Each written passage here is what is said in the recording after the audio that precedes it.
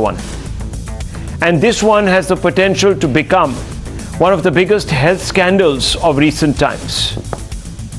As you all know, viewers, India has emerged faster than several large and advanced economies from the pandemic because the government undertook the world's largest vaccination drive. The drive was powered by two vaccines, Covishield, that was developed at Oxford but manufactured in India. The second was the 100% indigenously made Covaxin that was developed and manufactured here in India. Viewers, while it's a fact that the vaccination program could have got off the ground faster and all of us could have been better shielded from the ravages of the Delta-driven second wave that hit us somewhere in March 2021, it is also true that the government couldn't just buy any and every vaccine available in the West off the shelf. But viewers, at the height of the second wave, the government was under constant attack from the opposition to expedite the purchase and distribution of a vaccine developed by multinational pharma giant Pfizer. The talks with the government were stuck because Pfizer wanted the Modi government to first sign an indemnity clause that would protect Pfizer from legal action in case its vaccine caused fatalities. The government held out, even when the opposition warned Modi that he would have the blood of millions of Indians on his hands if he didn't do a deal with Pfizer on Pfizer's terms. Now, viewers, it turns out that Pfizer was allegedly making, or at least allegedly being coy about the efficiency of its vaccine. In fact, had we given Pfizer a go-ahead and indemnified it against legal and criminal action, we would have had done a huge disservice to the people of the country. We wouldn't have known about all this had a video clip of a very intrepid investigative reporter not surfaced in Davos. Viewers, let me show you a clip of that video. Before we cut to it, I just want it to be put on air in that three-window format. Sharif Bhai, let's put it in that three-window format. Now, what are we seeing, viewers, here? We are seeing the Pfizer CEO. There you can see him to the left of your screens, viewers, closest to where I'm sitting. You can see him being grilled. The reporter, viewers, the reporter is being very persistent. Is seen taking on the CEO of Pfizer, the US CEO of Pfizer, asking him pointed questions about the alleged suppression of data that has been linked to problems with the vaccine. Now, viewers, this tells you that perhaps the caution exercised by the Modi government in hindsight was good. But we'll come to that in just a few moments. Here's the sequence. Here is the sequence of Albert Bourla, the CEO of US-based pharmaceutical giant Pfizer, being questioned. Questions that he clearly wasn't willing to answer. Listen to this, viewers. Mr. Bourla, can I ask you, when did you know that the vaccines didn't stop transmission? How long did you know that without saying it publicly? Thank you very much. I'm sorry. Answer that question. I mean, we now know that the vaccines didn't stop transmission, but why did you keep it secret? You said it was 100% effective, then 90%, then 80%, then 70%. But we now know that the vaccines do not stop transmission. Why did you keep that secret? Have a nice day. Viewers, the video went viral on Twitter. And here in India, Union Minister Rajiv Chandrasekhar picked it up to target the opposition back home. Chandrasekhar reminded the opposition of how it had earlier tried to advocate the cause of the very same pharma giant Pfizer and its vaccine, at a time when it was trying to bully the Indian government into accepting an indemnity clause for supplying its vaccine, a condition that India refused to accept, as it would mean no liability for Pfizer if its vaccines had an adverse impact, an adverse effect on Indians. Now, viewers, that's what Rajiv Chandrasekhar tweeted. Chandrasekhar's tweet sparked a huge political fight. Congress media in charge, Jairam Ramesh, dismissed the charges as baseless. Using a cuss word and calling Chandrasekhar a liar, soon both sides escalated the war of words. Viewers, several reactions from both sides have been exchanged. Listen in. It reminds us of the time when political parties in India, particularly the Congress party, its leader Rahul Gandhi, likes of Jairam Ramesh and even likes of Arvind Kejriwal were batting for foreign-made vaccines. Today, shouldn't this entire ecosystem, which was openly batting for this foreign-made vaccines and degrading the Indian-made vaccines, apologize? No, it was the beginning. Nobody knew anything about any vaccine. Whether government of India is a weak government? How can a Pfizer, CEO of the Pfizer company, dare to bully our government? It means our government is a weak government. Viewers, now while the Congress party, in particular Jairam Ramesh, might dismiss BJP's charge as nonsensical, of course he wasn't that polite. But let's tell you why BJP says that what happened in Davos today is a validation for the government. The government that backed India-made vaccines over others, despite opposition's sustained pressure. Here is what some of the leaders had said earlier. Viewers, the first was Rahul Gandhi in Congress in November 2020. Government should work out logistics, should make Pfizer vaccine available. P. Chidambaram of the Congress, a month later, in December 2021 rather, viewers, said, we are paying the price for delayed orders, paying for non-licensing of Pfizer and another company called Moderna and its vaccines. Kejriwal, the Delhi Chief Minister, May 2021 said, should procure Pfizer for 12 plus children ASAP. Now this is when, viewers, Delta had really begun to set into this country and it was leaving a trail of death and destruction. Listen in to what Mr. Kejriwal had said. देखिए, अभी internationally Moderna और Pfizer दोनों ने बोला है कि उनकी vaccines के ट्रायल हो चुके हैं और उनकी वैक्सीन्स जो हैं वो बच्चों के लिए सूटेबल है। मैं समझता हूं कि केंद्र सरकार को इसमें अब देरी नहीं करनी चाहिए और जितनी भी इंटरनेशनली अवेलेबल वैक्सीन्स हैं सबको हमारे देश के अंदर इस्तेमाल करने की इजाज़त हो। Now, viewers, Pfizer is being questioned because it is alleged to have suppressed data. That's what is being implied, that would have belied its claim that its vaccine could prevent the transmission of COVID-19. On October 2022, which is just a few months ago, Janine Small of Pfizer was speaking before the European Parliament. She was questioned. She said, didn't know if our vaccine prevented transmission, didn't know of transmissibility efficacy before sale, didn't test ability to prevent transmission pre-release. So viewers, had we taken on this particular vaccine, it wouldn't have guaranteed against transmission. October 2022, Pfizer spokesperson told the Associated Press clinical trial was to test efficacy in preventing COVID. Stopping transmission was not a study endpoint. December 2020, viewers, and we are taking you back now more than 2 years, said that study published day before jab got emergency use authorization. No data on vaccines' effectiveness at reducing transmission. This is BioNTech study in New England Journal of Medicine. This is really the vaccine that was made by Pfizer, it was called BioNTech. Viewers, while the opposition was backing Pfizer to the hilt, it was also running a whisper campaign against Indian vaccines. This is really the worst part. Gaurav Pandey said, RTI reply claims Covaxin contains newborn calf serum. This is what Gaurav Pandey has said, viewers.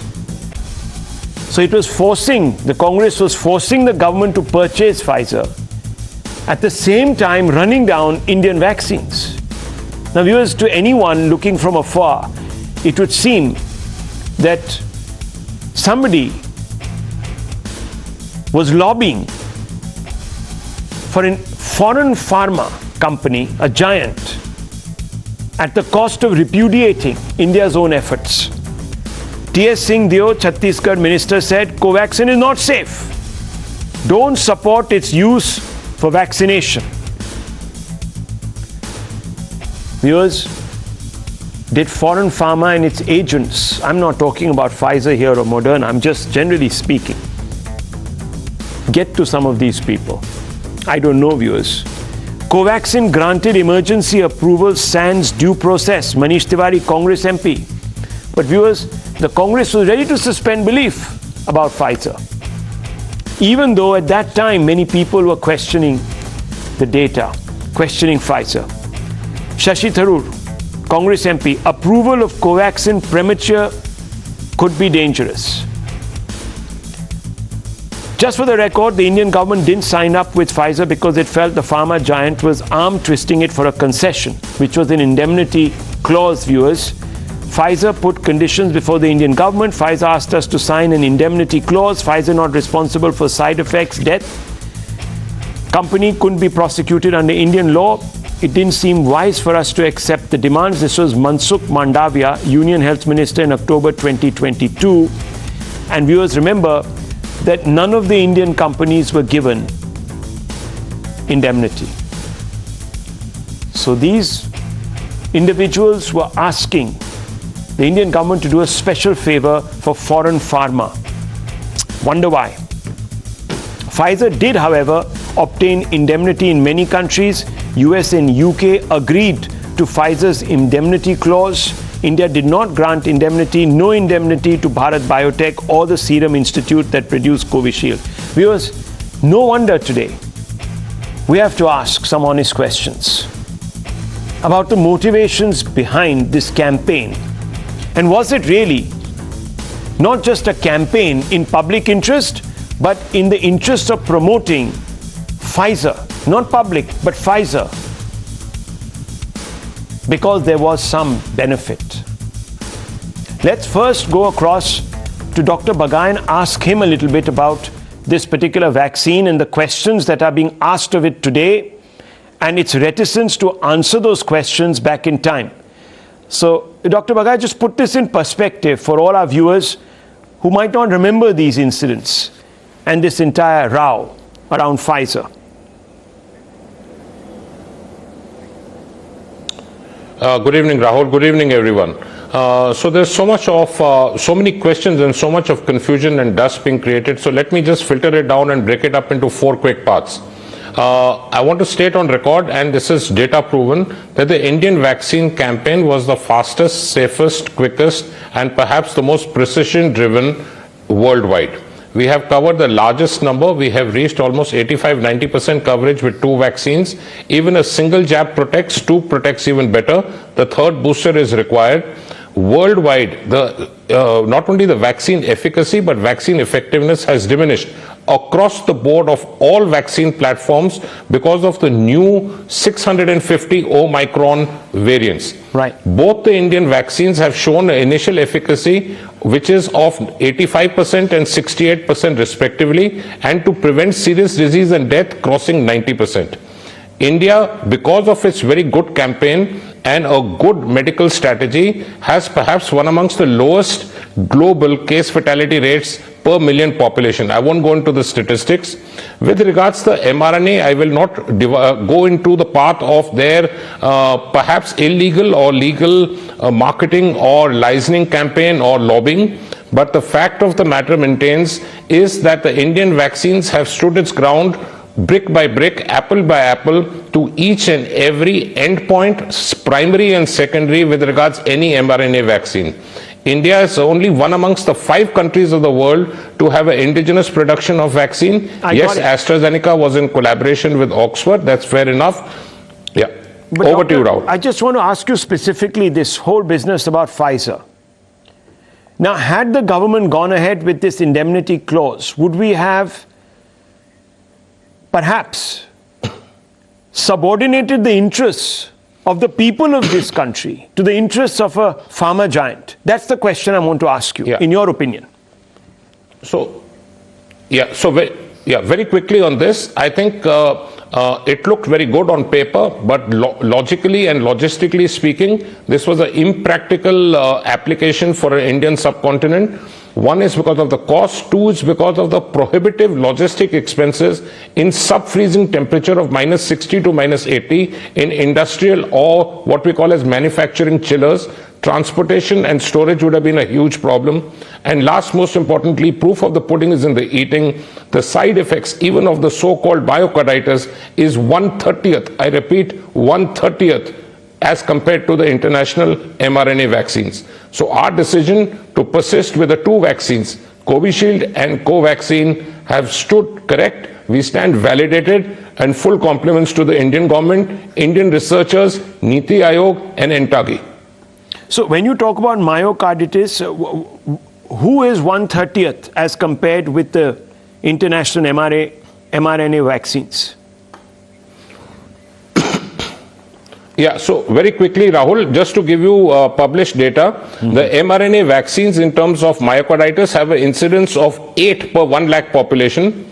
The COVID itself has 64 per 1 lakh, and Covaxin or Covishield has an incidence of 0.001%.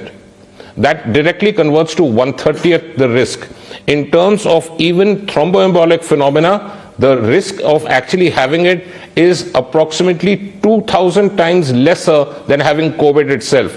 So the Indian vaccines are safe. I want to reassure everyone, Covaxin and Covishield are good. Please get your third booster done. What the government stands validated. It was correct in the interest of India. India first, Indians first. So even on the question of myocarditis, the Indian vaccines are much better off than the foreign mRNA-based vaccines. That's what basically the doctor has said, viewers. So we were going to actually get into a situation where we were going to subordinate our own vaccines and get hold of these foreign vaccines. Now, viewers, there have been such dreadful reports in the past about big pharma suborning, and I'm using these words carefully, suborning politicians in other countries or policymakers around the world to have their job done. I'm not saying that Pfizer was doing that, but certainly Pfizer was keen to protect its name from legitimate claims that could have arisen had there been adverse reactions, and the opposition was pushing this case. Abhijit Iyer Mitra, how do you see this? Do you think that this was some sort of cloak and dagger exercise on part of the opposition, or are we making a mountain out of a molehill? So this is the question, right? We never really know if it was part of a campaign or was it common interest that just so happened miraculously to achieve the same result. Even when this thing had started, why was it specifically this constant regurgitation of Pfizer? First of all, the very fact that, mRNA, this was the first time we had a mass-produced mRNA vaccine. They had to be made in these horribly expensive bioreactors. Essentially, what it was a kind of a benign HIV virus in that sense. Of course, I'm generalizing here. I'm not using medically correct terms, but that's pretty much what it was. Now, for that to come into India in a package that clearly wasn't third world country suitable, definitely not in a country with where we don't have very good cold chain mechanisms, was always going to be prone to a lot of errors happening and follow-on consequences. The second issue that happened in all of this was, it was exactly at this time, a lot of these single investor venture capital type firms sort of became very active, linked to journalists and other things through marital ties, family ties. promoting all this nonsense about we need Pfizer and we need Pfizer today Serious, and now. very serious accusations. These are very serious accusations, Mr. Mitra, that you're making here. Now, this could be coincidence, of course. We don't know. But the point is, there ain't no smoke without fire. You know? So what ends up happening here is, you have this concerted campaign. You have a country that is desperate for vaccines, which is essentially not being price gouged, but immunity gouged at its weakest point, to provide all these blanket waivers for Pfizer, where we don't even know what this does. The first time this technique has ever been applied on a mass vaccine, something just doesn't add up. Like they say, if it walks like a goose, if it quacks like a goose, and if it flies like a goose, it probably is a goose. Okay. Let me bring in Tehseen Poonawala. Let me bring in Sanjay Jha. Let me bring in also Ishkan Bhandari. Important voices tonight, viewers. Tehseen Poonawala, the government should work out logistics, should make Pfizer vaccine available. Rahul Gandhi started this in November 2020, much before the second wave. It's interesting. He wasn't talking so much about Indian vaccines, but about Pfizer vaccine. P. Chidambaram, December 2021, after the second wave, the Delta wave, viewers, we are paying the price for delayed orders, paying for non-licensing of Pfizer and Moderna. Your concern seems to be more about promoting, I'm just saying objectively here, from just examining these statements, about pushing Pfizer's case, then being perhaps extra cautious about Pfizer's claims. Arvind Kejriwal should procure Pfizer for 12 plus children ASAP. This is May 2021 at the height of the Delta crisis. Now, what's going on? Thank you, Rahul, for having me on the show. Somebody should show the government the mirror. Luckily for this present union government, mirrors can't talk, but luckily for them, they can't laugh either, because the government comes up with such half-baked propaganda and the ministers waste time tweeting rather than doing something constructive. So let's break down each thing, because we cannot, for lack of another word, vaccinate an entire debate into one genre. So let's break it down. November 2020, when Rahul Gandhi said what he said, every major democracy in the world ordered vaccines. You could have ordered it from Pfizer, from AstraZeneca or Covishield. But hey, at Davos, the most honorable Prime Minister says India has defeated COVID without vaccines, and we had the second wave, which was terrible, Rahul. I know, and we all know people who died because the Prime Minister forgot to order vaccines. That's the truth. That is in that context. Now let's come to the context of AstraZeneca. I'm very proud that Cyrus, Uncle and other, the Poonawala and Serum Institute have made this vaccine. Very, very proud. But this was manufactured in India. It's an Astra-Oxford vaccine. The Covaxin, they never boosted up their production. So great, Covishield saved India. Great, and they deserve all the kudos. But here's where it gets curious, and what this government is not telling us. Two very important things. This government threw both the vaccine manufacturers, Covishield and Covaxin, under the bus. And I'm saying this with some amount of responsibility. By going in Supreme Court and allowing people to sue the vaccine manufacturers. Why? You should have protected them, because as Dr. Bagai rightly said, there is no data-driven side effects of these vaccines. But this government threw them under the bus. When did they place the order for these vaccines? That's so far as the Indian vaccines concerned. Third part about the Indian vaccines. There were two other Indian manufacturers who were supposed to build the vaccines. One was the Gujarat company, one was another company in Pune. What happened to those vaccines? They never ended coming up. Ultimately, even Covaxin never boosted up its production. Never boosted up its production. Thank you for Covishield that 80% of India has Covishield. Now to come for Pfizer and the clip that is going around. What is being asked of the Pfizer CEO? They are told that you've told us the vaccine will stop transmission. No CEO of any company said vaccine will stop transmission. It said it'll stop hospitalization. Okay, can I say but something? when you misread, when the union minister misreads transmission for hospitalization, if you take even the Indian vaccine, there is a chance you'll get the virus, but that prevents hospitalization. And I think that is a distinction we should make. I think first of all, we can only go by what data was available. Most people weren't even presenting data, but nonetheless. Tehseen Poonawala, one second. Just a minute. Covaxin data was never peer-reviewed. Just a minute. Covishield was. No, you're making. By Lancet. No, 1 second. You're making a large number of claims here. we can fact check those. Give me 30 seconds. I'm not a computer, but let me tell you. And I think Ishkan Bhandari is here, Mr. Iyer is here, Dr. Bagai is here, that the first demand that was made by the states was let us purchase the vaccines. Yes.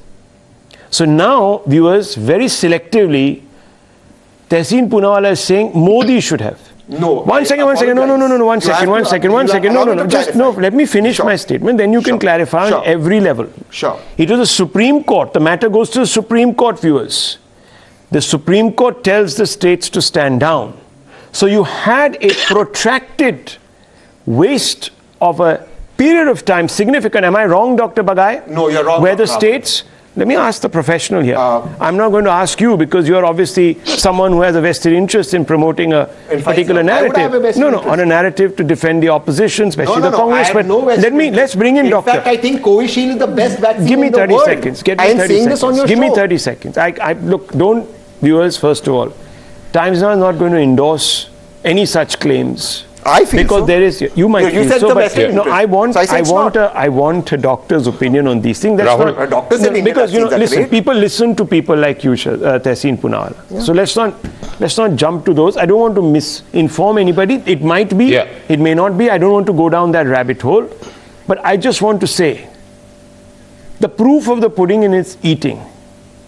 Today, viewers, all around us, another strain, like in China, has been rampaging through the population. Here, it hasn't happened. Now, there are a variety of factors, and vaccination is definitely one of them that has prevented this new latest variant from running riot. But I want to bring you in, Dr. Bagai, please put your hand on your heart and say that there was so much time lost when these state governments were going out there, shopping, and not being able to purchase anything. Wrong, right?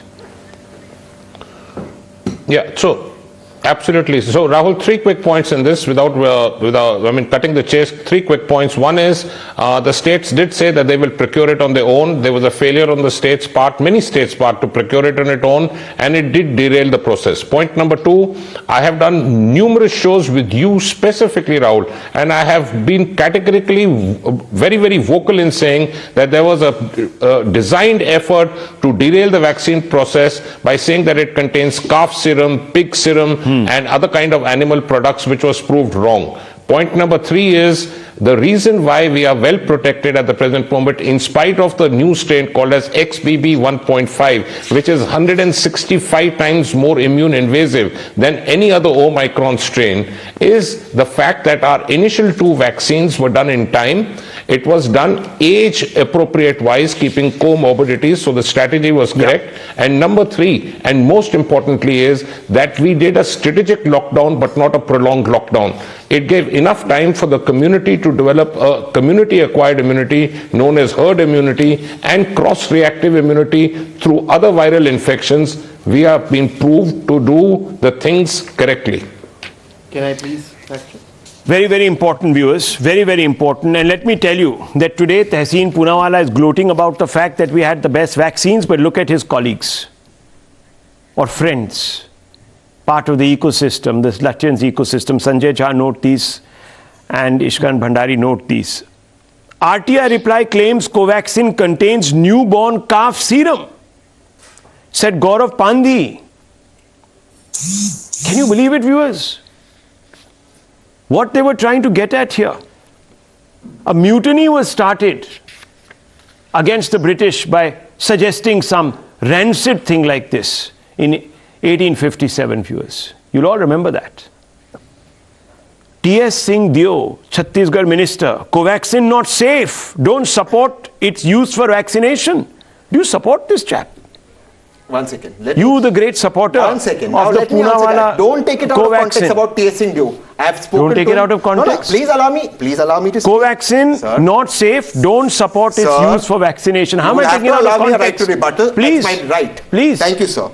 As so far as T.S. Singh Dio and that tweet is concerned, and I've spoken to him on this, WHO suspended Covaxin because they were not peer reviewed, and I have on your show said Covaxin may be a great vaccine, which I think it is, but You have to put the data out which AstraZeneca, WHO Oxford, viewers and gave Covishield did. that fake vaccine that was made by China and injected into the veins of its own citizens the go ahead. These people, viewers, like they believe the BBC, they believe another corporation. Not to called believe the WHO. Not to believe. That was, in the case of this particular pandemic, shown up to be partisan. And I'm not saying it, viewers. Rahul, yes, you might like to refer to the two-part series I did on Dr. Death, the head of the WHO, and all his conflict of interest that goes around the WHO headquarters. It's a cesspit of corruption. All right, there is huge conflicts of interest out there. These so-called elections for the WHO are rigged. This man was best man at the wedding of the man who stood against him for head of the WHO position, just 2 days after he became head of the WHO. It is one circle. Mr. Mitra, am I wrong? There is nothing. And Ishkaran Bhandari, am I wrong? The US government took down the WHO. And these people are today telling us WHO. Covaxin. WHO. Where is Lancet today? Sir, are you going to put your hand on your heart and say that all these foreign publications, no, listen to me, no, he didn't. He said Covaxin don't support it for vaccination, not safe. Till the data is out. The assumption here was, he's not said that. Yeah, but it wasn't that. I'm sorry. I am sorry, What about Gaurav Gandhi? What about Gaurav Gandhi? Lancet. What about Gaurav Gandhi? Covaxin contains newborn calf serum. I am going to be very clear on one. Oh, you can be clear in retrospect. The AstraZeneca and Covaxin are great vaccines, but data is a right of citizens. It's a right of Abhijit, it's a right of Dr. Bagai, it's a right of Ishkaran, it's a right of Sanjay, it's a right of Rahul, and it certainly is a right of Tessie. And I will fight for data to be in public domain. It is the right thing to do, not the wrong thing to do. And if making WHO viewers, you call me unpatriotic, I'm not unpatriotic. I haven't called you unpatriotic. I haven't called you unpatriotic. Since Lancet has been raised, Rahul, can I just quickly make one quick point? Yes, it's important. Yeah, of course, Mr. Bhandari. Yes. One second. Mr. Iyer. So, with Lancet, remember, have we all forgotten the scandal where Mr. Peter Daszak of the EcoHealth Alliance, who was funding the research in China on the gain of function research, that's right, was literally writing and lobbying everybody on the Lancet board, on the Lancet editorial board, and he had cornered for himself the so-called quote-unquote fact-checking. Now, where have we heard that again? ICMR had the data for Astra. No, hang on. Let's deal one at a time. Let him finish. You can't. He never interrupted. So let him finish. Let's finish with Lancet. Yes, please. But just putting it out there. This is not right. If someone is going to put out the facts and you're going to shout them down, I'm not shouting. This is not right. Fair. Since then, Peter Daszak doesn't come out in public. EcoHealth Alliance is keeping very quiet. We know exactly how they bullied, manipulated, threatened people on the Lancet editorial board. How they misrepresented their position with Facebook, Ishkaran Bhandari and Sanjay Jha. Yes, Ishkaran Bhandari. Please come in. I think Iyer Mitra is today putting out facts which can't be contested. Viewers, I will refuse tonight, and I'm saying it very clearly, refuse to take the words of foreign publications, their governments, and their agencies, especially the United Nations, at face value. The United Nations that keeps out a sixth of humanity from its top decision-making body, a bunch of suited, booted politicians who think that they're do-gooding, virtue signaling, can't prevent a war, colluded to allow for the bombing of countries. And I'm going to sit here and talk about the United Nations as if it has some halo of virtue around it. Viewers, India is a power. It has achieved, it has broken into the top 5 in many fields. Top echelons of science. We have injected more people 3 times over than anyone else has, viewers. And these people here, like slaves of the West, want to get their inoculations and certificates from a whole bunch of carpetbaggers that built their fortunes on looting countries like ours. Ridiculous. Ishkan Bhandari. Rahul, I would like to bring the debate back to the topic of indemnity. Why that is important? Please understand, as a class, this big pharma has had the most damages ever given in the history of the world for any industry. And I will just quote you the top 5. GlaxoSmithKline, 3 billion damages in US courts 2012. Pfizer 2009, 2.3 billion. Johnson & Johnson, 2.2 billion. Abbott Laboratories, 1.5 billion. Eli Lilly, 1.4 billion. And the reasons they have been given these damages is off-label promotion, inadequate research, kickbacks, that is corruption and bribery. Now this industry wants indemnity in India. Why do they want this indemnity? Because then they will not be held accountable no matter what the side effects of what they do. And suddenly this industry, which has had billions of dollars of damages because of bribery and corruption, deserves this protection, is the view which was being propounded by the opposition, because they wanted them to be brought in irrespective of this. And why this is important? Let's remember Warren Anderson. Why are we not talking about a person who was responsible for the biggest industrial disaster in the world, who was arrested by a Congress government in Madhya Pradesh when the Congress was in power in center, and he was allowed to fly out? The version is whether the Home Minister said it or the Prime Minister said it. That is to be discussed. But the power in center and state was Congress. So let us be clear about the past. Johnson. 30 seconds. Then, let one second. Don't interrupt. Give me 30 seconds. Government done to Johnson. Don't interrupt. Sanjay Jha, you're eating up Sanjay Jha's time. Don't interrupt. I want Sanjay Okay. to Don't interrupt. Mr. Bhandari.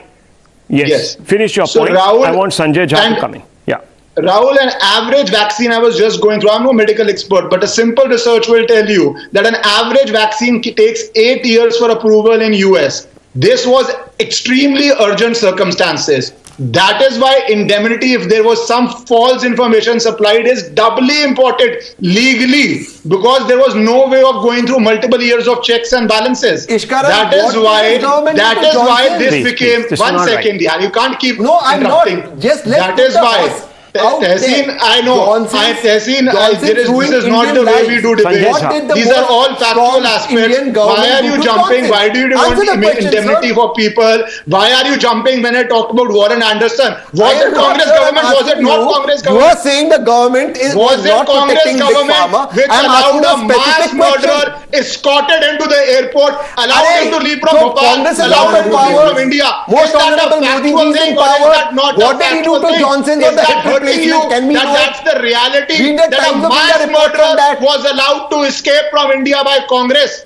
Is that a Sir, factual Congress aspect is or out not? of power, done and dusted. Arey Baba, You are why the are you strongest jumping? man You in the started universe today, interrupting at Mr. that Modi. point. What You did he do to a interrupted at that farmer that point. ruined In Indian any lives other and country, offered to pay if 2 the to 3 government lakh allowed rupees? Okay. a mass murderer Okay. to escape, the government or the And the officials other- allowing and the- him and to the company escape that will this be government is co-conspirators supporting- and they Okay, will one face the second. law. Okay. In any other country, they would have faced the law as co-conspirators if you allow a mass murderer to escape. That is the international And the standard. same big So pharma please that's don't facing start the law in jumping the now. West Now has let been me allowed come to back to the escape in debate. India. We Okay, will discuss the heated, Bhopal gas very tragedy heated also. debate Now between can two I finish my panelists? point? I was on my last Let him point. finish Rahul. his Yes, point, please, please. please. And let Sanjay Jha respond. Sure. You're eating into Sanjay Jha's time. You're eating into Dr. Because I'm speaking on Muni's facts. time, and you're eating into Mr. Silas's time. Well, it's not right. You would agree. And Dr. Bagai is listening because he wants to come in and he wants to tell us something. And I know what he's going to tell us. He's going to tell us about how the Pfizer vaccine really didn't make such a big dent in the United States. That's very important. Even today, the United States has a problem. Okay, Mr. Bhandari, first, you. Yeah. So Rahul, just to finish the point, a vaccine which is being made in emergency situation, which has not gone through the rigorous testing which all other vaccines go through, has to have the risk that if they are lying, if they are cheating, if they are hiding information, damages have to be paid, and that is all indemnity does. If they are secure and confident about their vaccine, they would face the law. But wanting this exemption shows that there was things to hide. Okay, and the Sanjay public Jha. or the citizen receiving it has to have the safety net. That is all. Intent matters. The two Indian manufacturers didn't care about that. They cared about serving the Indian people first. Forget about indemnity.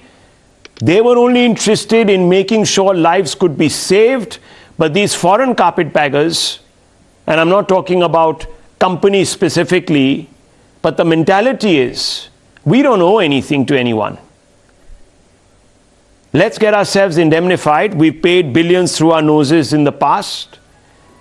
But these, people from the East, these brown people, let's inject them with whatever.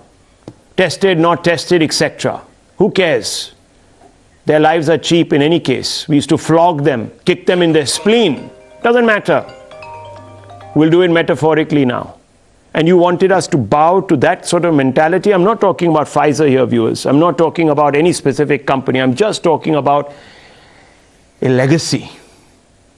Just go to America and ask the African Americans there what they get in return. That's the mentality. I'm not piecing two and two together here, viewers, but you get what I'm saying. And here there are people who still believe that the white man's word counts for more. Not being in any way, viewers, exhibiting any chips on my shoulder. I'm just stating the facts. Sanjay Jha, I hope you don't disagree with me on this point.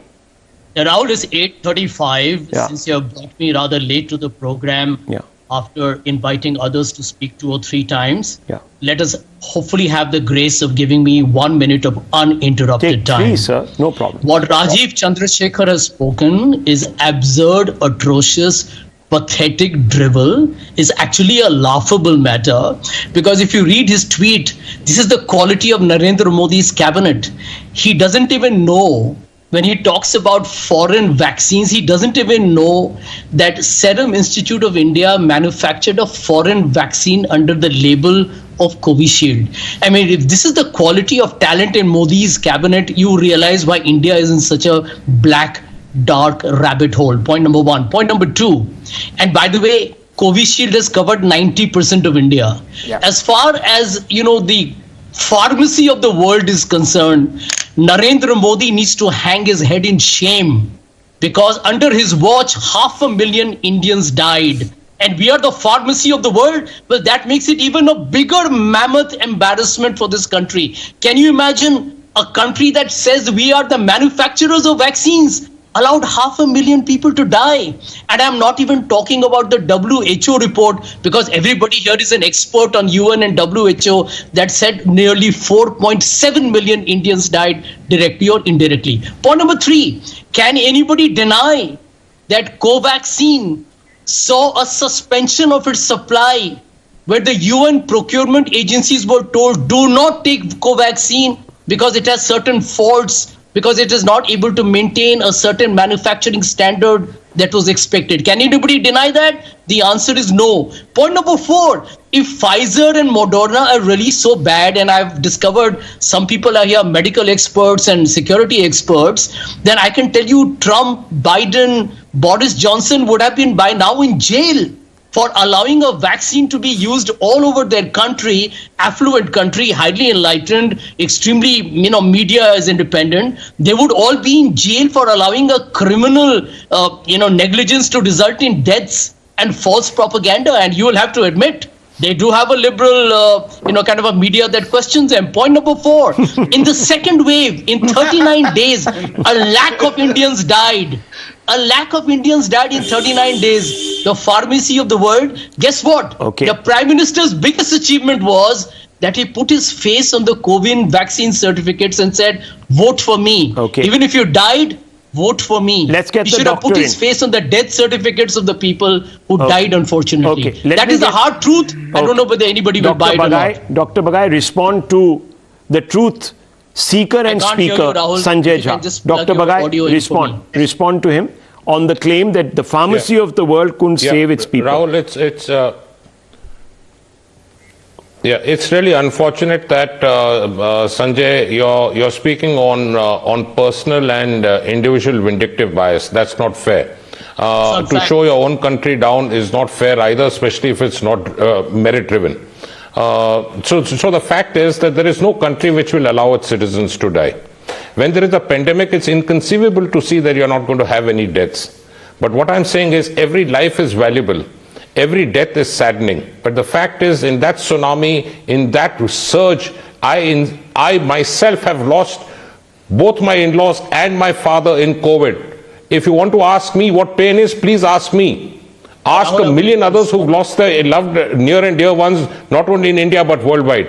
But the fact is that India did its best within its limited resources, within its own intellectual capability, and it has come out well. The fact that even 1,000 patients per month are still dying in US, in UK, in Japan, and millions in China proves that India has achieved that level of community-acquired immunity which is holding India well. Now, whether a particular person has his face on a vaccine certificate, that is irrelevant at the present moment because this is a serious medical debate. I have never said that the Pfizer and the Moderna vaccine is not good.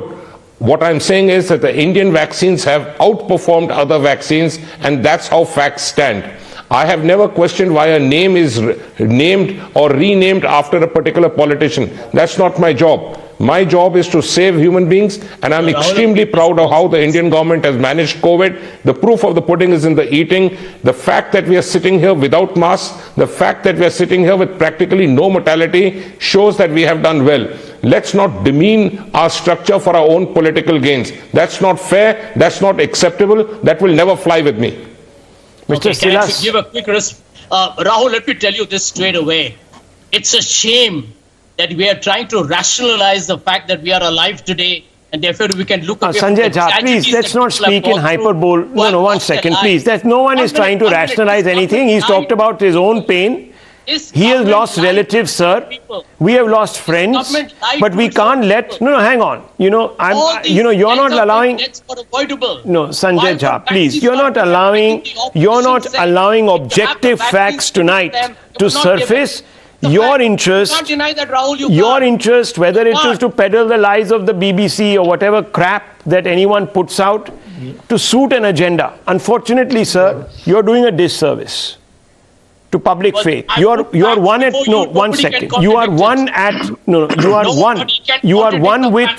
Gaurav Pandhis who went out there and said that Covaxin contains newborn calf serum.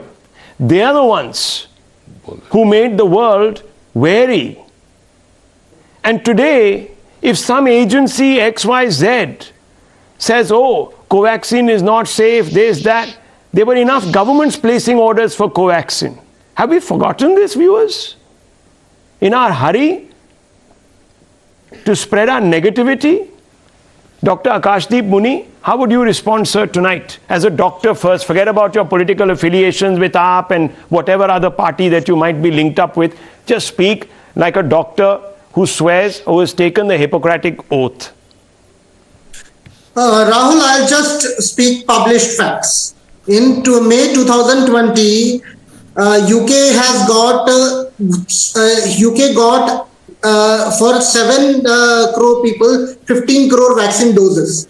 Then comes January 2021 when India got 1.5 crore doses for 140 billion people. Now, then comes a place called May 2021 when India, whole country was, was burdened with so many cases. 2 lakh cases came on May 25 and 4,000 people passed away on May 25. Doses were not provided to people. For 18 to 44 age group was not getting doses, which is why Delhi government requested the center that please provide doses to the common man. contact, increase the production of Covaxin, contact Moderna, contact Pfizer, contact Johnson Johnson. Not one, not look, Dr. three companies were named. Look and at you. interestingly, Look at now you. let me complete. Your political affiliation even tonight. No, 1 second. Your political affiliation. Excuse me. After 30 minutes. Dr. Muni, your political affiliation, which you're wearing on your sleeve. Excuse me. Sir, your political affiliation is again speaking. No, it's not about political It's really sad. Now let me tell you, viewers, when I started this program, 1 second, let me speak. When I started this program, doesn't matter for BJP. let me set the record straight. These people, viewers, have forgotten a very basic fact. When we started this program, what did we say? Viewers, while it's a fact that the vaccination program could have got off the ground faster and all of us could have been better shielded from the ravages of the Delta-driven second wave, it is also true that the government couldn't just buy any and every vaccine available in the West off the shelf, especially when those individuals were making unrealistic demands of the government. You see, viewers, in a time of crisis, it is written in our dharma that you shouldn't take advantage of a situation. But some of these countries, some of these manufacturers were looking, viewers, to exploit desperation. And that's what's really sad. They wanted indemnities because they may not have been sure of their product. What does it tell you when today, viewers, on the 20th of January, at 8:45 almost, if you look at the fatalities and compare them with the fatalities happening elsewhere in the world, what does it tell you, viewers? That somehow we managed to do better. Despite people like Vivek Silas's boss, Akhilesh Yadav, telling us that ये तो BJP की vaccine है, मैं तो कभी ना लगाऊं. That's what he said, viewers. And they are today talking now about efficiency of vaccine, Covishield data. This is what they said. Did he not, Mr. Silas? Or am I lying here? Should I play out his soundbite? Will you defend it? It was not only the Samajwadi Party. That doesn't mean it's right, sir. I think hardly a minute is left in your program. Boliye, sir. I've been sitting very patiently, Rahul. Be courteous enough. Let me speak, please. It was Arshdeep Kang and other 6 to 7 top scientists of India who questioned the Indian vaccine, because only after 2 stages of experiment and trial it was being brought into the Indian market. First of all, do you have the guts to question Narendra Modi ji? On 6th of April during the Bengal election, he said, we have won the battle against COVID. Do you have the guts? Ask him. Why did he say that? Without any vaccination, the Prime Minister of India says that we have won the battle of COVID in India just to win an election. Do you have the guts to question him? No, sadly you don't. That is the reality. Don't talk, sir, to paraphrase Jairam Ramesh, BS. We ran a campaign here called Janta Mange Jawab. Hang on, you just keep quiet now, okay? I'm not. You keep quiet right now. Shut him down. I'm not here to listen to all your racketeering. We ran a campaign, viewers. We boycotted the election coverage, viewers. No other channel had the guts to do that. We ran a campaign called Janta Mange Jawab for 5 months, questioning this government through and through on its debacles. Vivek Silas, you have become used to shooting the messenger because you don't want to be questioned about your omissions and hopefully, God forbid, commissions. Grow up. Start speaking for public interest, not private interest, and certainly not political interest. You will sleep better at night. Absolute fake mongering.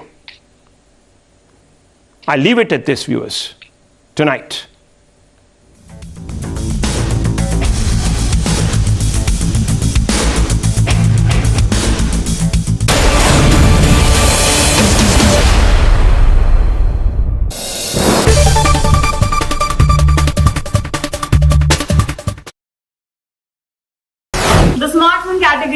India is anyway popular, right? उसमें भी जो 20 से 25 हजार वाले smartphones हैं वो और भी ज्यादा पॉपुलर हैं। शायद इसीलिए इन्फिनिक्स ने आज अपना 020 स्मार्टफोन लॉन्च कर दिया है। I have the smartphone with me right here और इसको आज करेंगे unboxing. Hi, you're watching Gadget Time. This is me, Padmaja, and it's time for me to unbox this device और देखते हैं फोन में आपको क्या-क्या contents दिखाई देंगे। Let's wait.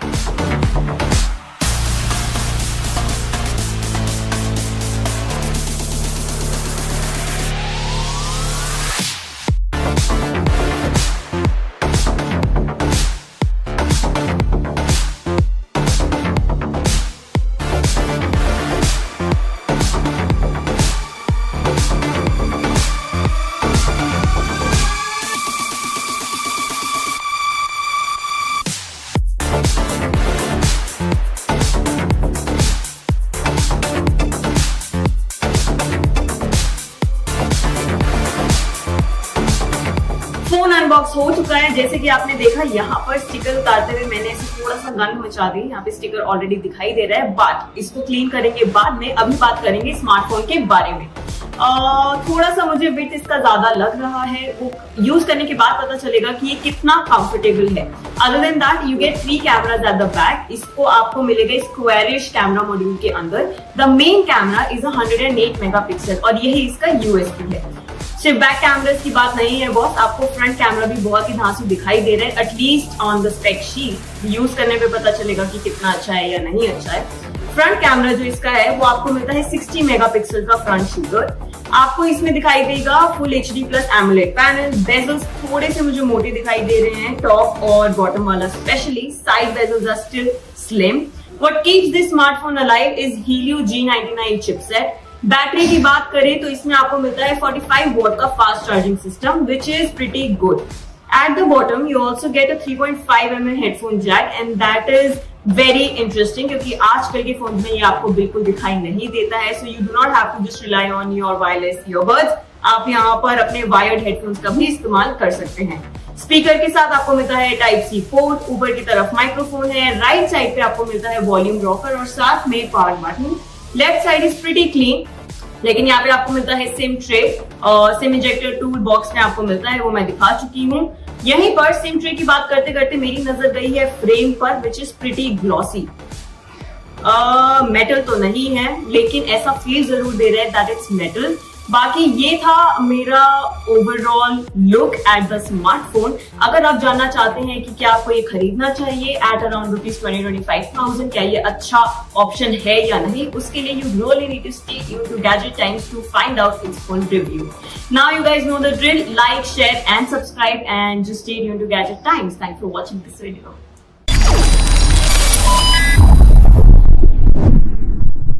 You clever, you make for more.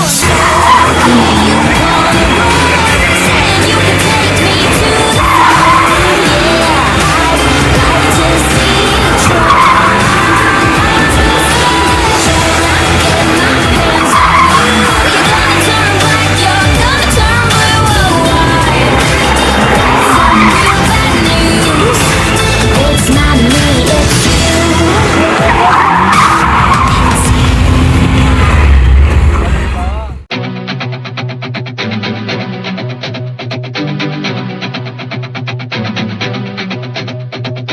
Hello everyone, मैं खड़ा हूँ all new BMW M345 X-Drive के बगल में और ये यहाँ पर BMW ने फाइनली इंडिया में लॉन्च कर दी है। क्या डिटेल्स हैं इसके डिजाइन, इसके एक्सटीरियर, इसके इंटीरियर को लेकर, क्या फीचर्स दिए गए हैं, परफॉर्मेंस के आंकड़े क्या है, सभी के बारे में मैं आपसे बात करने वाला हूँ इस वीडियो में।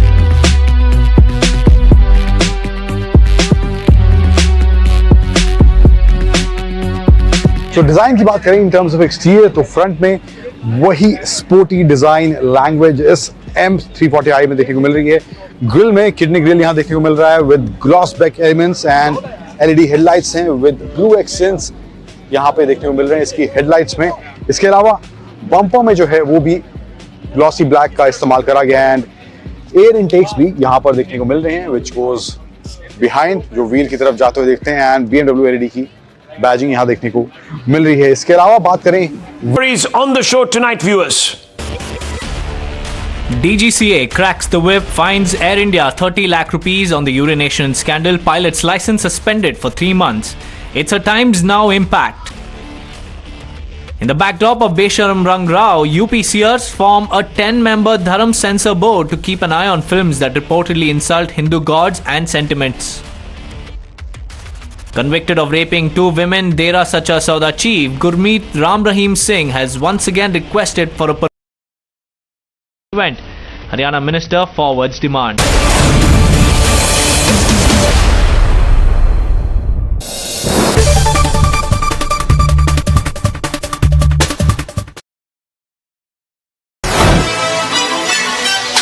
Let's get it started, yeah, you know it's game time. Ain't no excuses tolerated why you can't grind. It's like an on the job, you know that team. Hello everyone, ये है बजाज की नई Pulsar P150 in case you wondering 150 already मौजूद है तो इस P version को लाने का कारण क्या है, मतलब क्या है?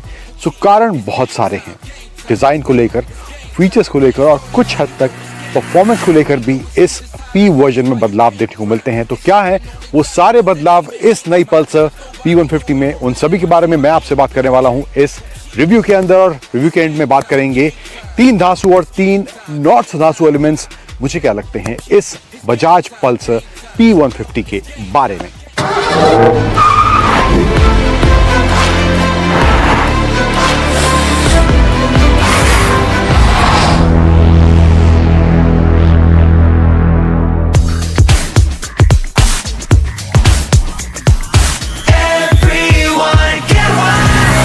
अब डिज़ाइन की बात करें तो यहाँ पर जो नयापन देखने को मिल रहा है, स्पेशली ओवरऑल 150 जो पल्सर है उसके मुकाबले इन टर्म्स ऑफ डिज़ाइन पूरी आपको ये P150 देखने को मिलेगी, लेकिन आपको ओवरऑल जो एसेंस है डिज़ाइन का वो इसमें N160 वाला देखने को मिलने वाला है।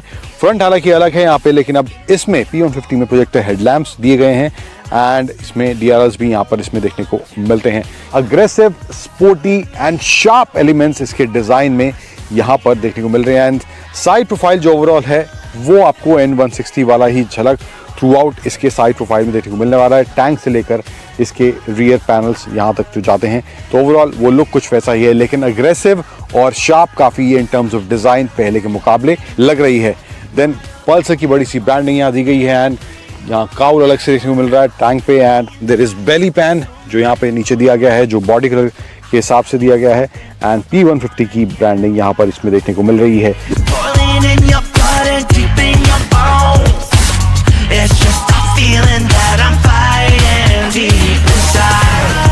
सीट जो है इसमें स्प्लिट सीट्स आती हैं, इसमें 2 वेरिएंट हैं SD और TD एंड जो इसका स्टार्टिंग वेरिएंट है SD उसमें सिंगल सीट है, इसमें जो है जो टॉप वेरिएंट है इसका उसमें TD सीट दी गई है। दोनों वेरिएंट में जो अंतर हैं कुछ मैं बताता हूँ आपको कौन कौन से हैं।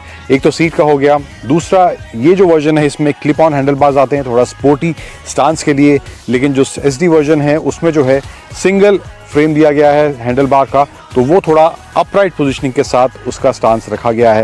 एंड उसके अलावा जो ब्रेक्स हैं, डिस्क ब्रेक्स हैं, इसमें जो है ड्यूअल डिस्क ब्रेक मिलती हैं एंड दूसरे वेरिएंट में सिंगल डिस्क ब्रेक दी गई है। सिंगल चैनल ABS दोनों ही वेरिएंट में मिलता है, उसमें कोई कटौती नहीं करी गई है एंड ये कुछ चेंजेस यहाँ पर in terms of both variants इन दोनों P150 के दोनों वर्जन्स में देखने को मिलते हैं। इसके अलावा रियर में भी टेल लाइट जो है LED इस्तेमाल करी गई है, हालांकि इंडिकेटर्स आगे पीछे हेलोजन बल्ब का इस्तेमाल यहाँ पर देखने को मिल रहा है। सो स्टांस स्पोर्टी अग्रेसिव पहले के मुकाबले पल्सर 150 के मुकाबले यहाँ पर देखने में ज़रूर लग रहा है एंड यस ओवरऑल डिज़ाइन भी पहले से बेहतर ज़रूर इसका देखने में लग रहा है। इसके अलावा यहाँ पर एक USB चार्जिंग पॉइंट इसमें दिया गया है। हैंडल बार में लेफ्ट साइड में यहाँ पे high beam low beam pass switch, indicator and horn switch and right side में engine kill switch, ignition switch यहाँ पर देखने को मिल रहा है। एंड इस P150 में जो एग्जॉस्ट टेल है वो अंडर बेली दिया गया है, बजाय एक्सपोज एग्जॉस्ट टेल जो होता है उसके बजाय यहाँ पर इसकी अंडर बेली में ये एग्जॉस्ट टेल देखने को मिलता है इस P150 में।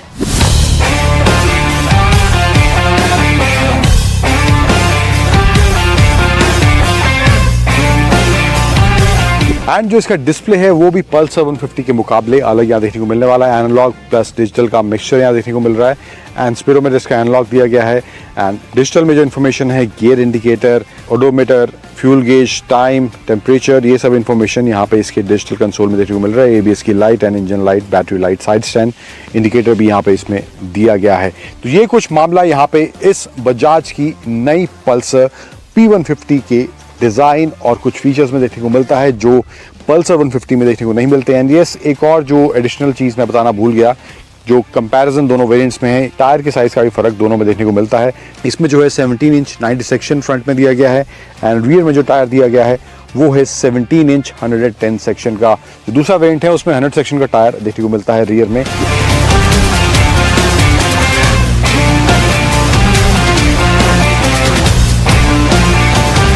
There's been an unexpected fallout of the ongoing World Economic Forum in Davos on Indian politics, not stemming from the indoor huddles, but a seemingly casual outdoor stroll. Albert Bourla, the CEO of the US-based pharmaceutical giant Pfizer, was ambushed by some journalists and bombarded with a series of questions about the efficacy of the COVID vaccine and its transmissibility. Questions that he clearly wasn't willing to answer. Before we tell you the details of the impact on India, here's what happened. Mr. Bourla, can I ask you, when did you know that the vaccines didn't stop transmission? How long did you know that without saying it publicly? Thank you very much. I'm sorry. Answer that question. I mean, we now know that the vaccines didn't stop transmission, but why did you keep it secret? You said it was 100% effective, then 90%, then 80%, then 70%. But we now know that the vaccines do not stop transmission. Why did you keep that secret?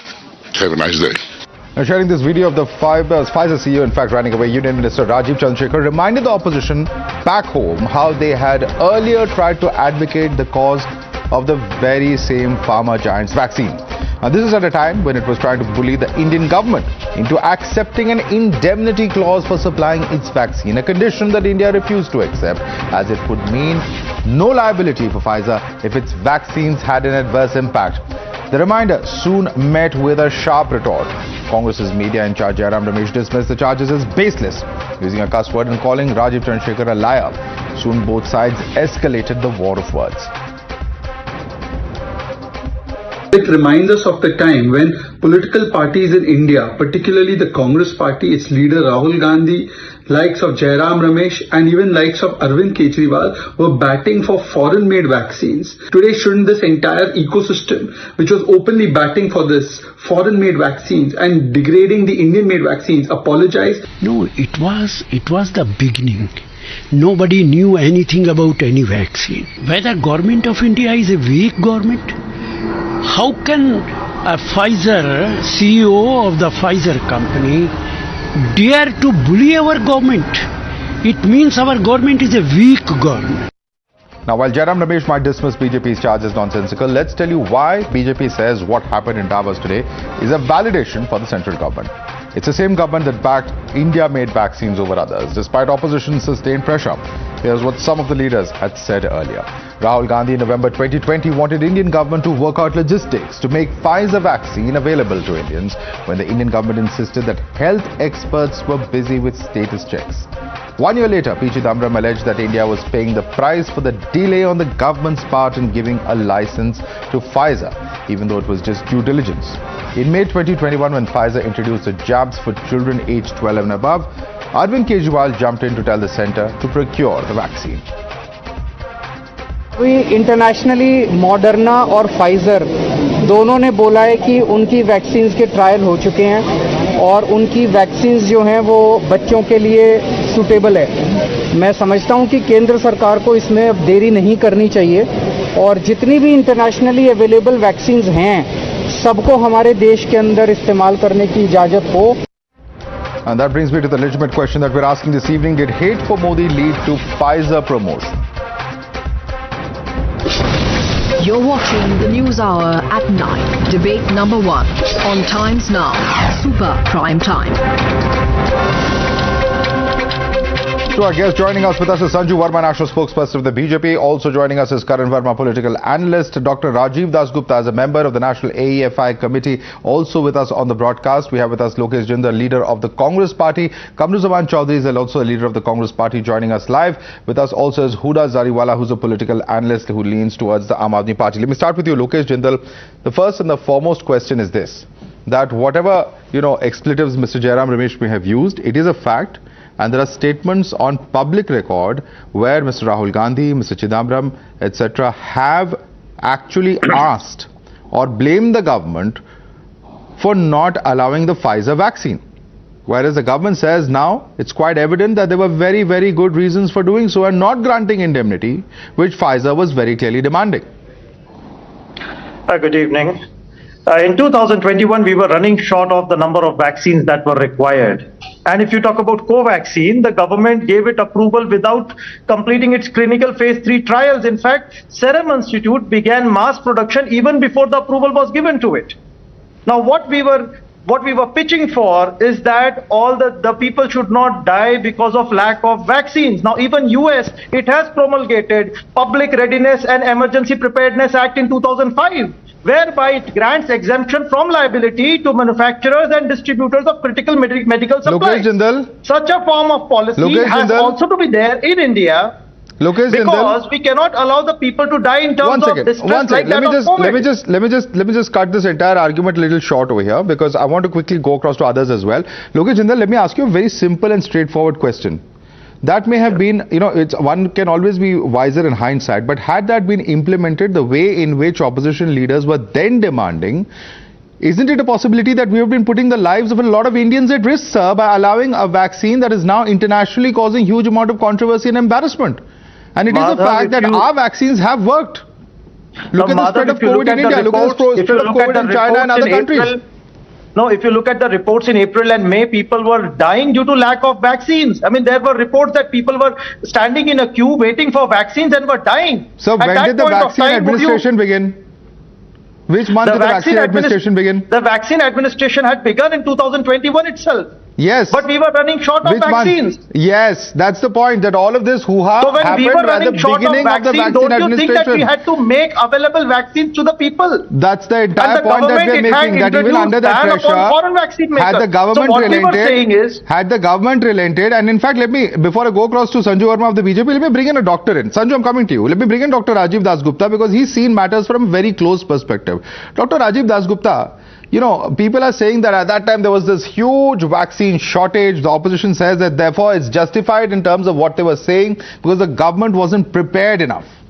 In hindsight, judging by how these vaccines have worked, and just looking at the numbers of COVID cases here in India and in various countries including China, are we any more wiser as to what would have happened had the government buckled under pressure then from Pfizer? Thank you. No, the fact is that the government of India, through its various arms such as the Department of Biotechnology, the Indian Council of Medical Research, etc., plus a very robust decision-making process, and researchers and academia actually had a game plan to develop vaccines, to trial those, and then bring them into the program. The point is that there's a huge journey between a vaccine and a vaccination program, and that is a superlative effort that India actually put in. And part of the reason that it succeeded is that India's immunization program fundamentals have been pretty strong over the last couple of decades, strengthened particularly with the polio eradication program, then the measles elimination ongoing campaign, etc. So everything put together, India not only had a game plan, but also had a confidence in being able to play it out. And in the final analysis, that's what we are witnessing. I think that's a fair position to take. Thank you. Yeah. Yeah, I think that's very important. That's very important because I'm going to come across to each of you. You know, the point, Lokesh Jindal, is this. Here is a doctor. He's of course, seen things very closely. He's saying that India has confidence. We have experience in the field of developing vaccines. We are amongst the world's largest global exporters of vaccines to different countries. And with that knowledge and expertise, India at the end of the day was able to deliver. So what really this entire controversy at the end of the day highlights is that perhaps we didn't even have faith in our own scientists, in our own vaccine developers and manufacturers. Because that really shows the extent to which, the entire attempt at targeting or cornering the central government was. No, Madhav, let me come in. See, if you talk about Covaxin and Covishield, they were based upon viral vector vaccine technology. And mRNA is considered as a superior technology as compared to the vector vaccine technology. Now, at that point of time in 2021, Not really, I was going through various reports. It may be a newer technology, but in terms of superiority, I don't know if you really got it right on that one. Let's get to the doctor on that. You're making a wild claim, Lokesh Jindal. Dr. Rajiv Dasgupta, is it superior? Has it been proven to be superior? It may be newer, but does that make it necessarily better, Dr. Rajiv Dasgupta?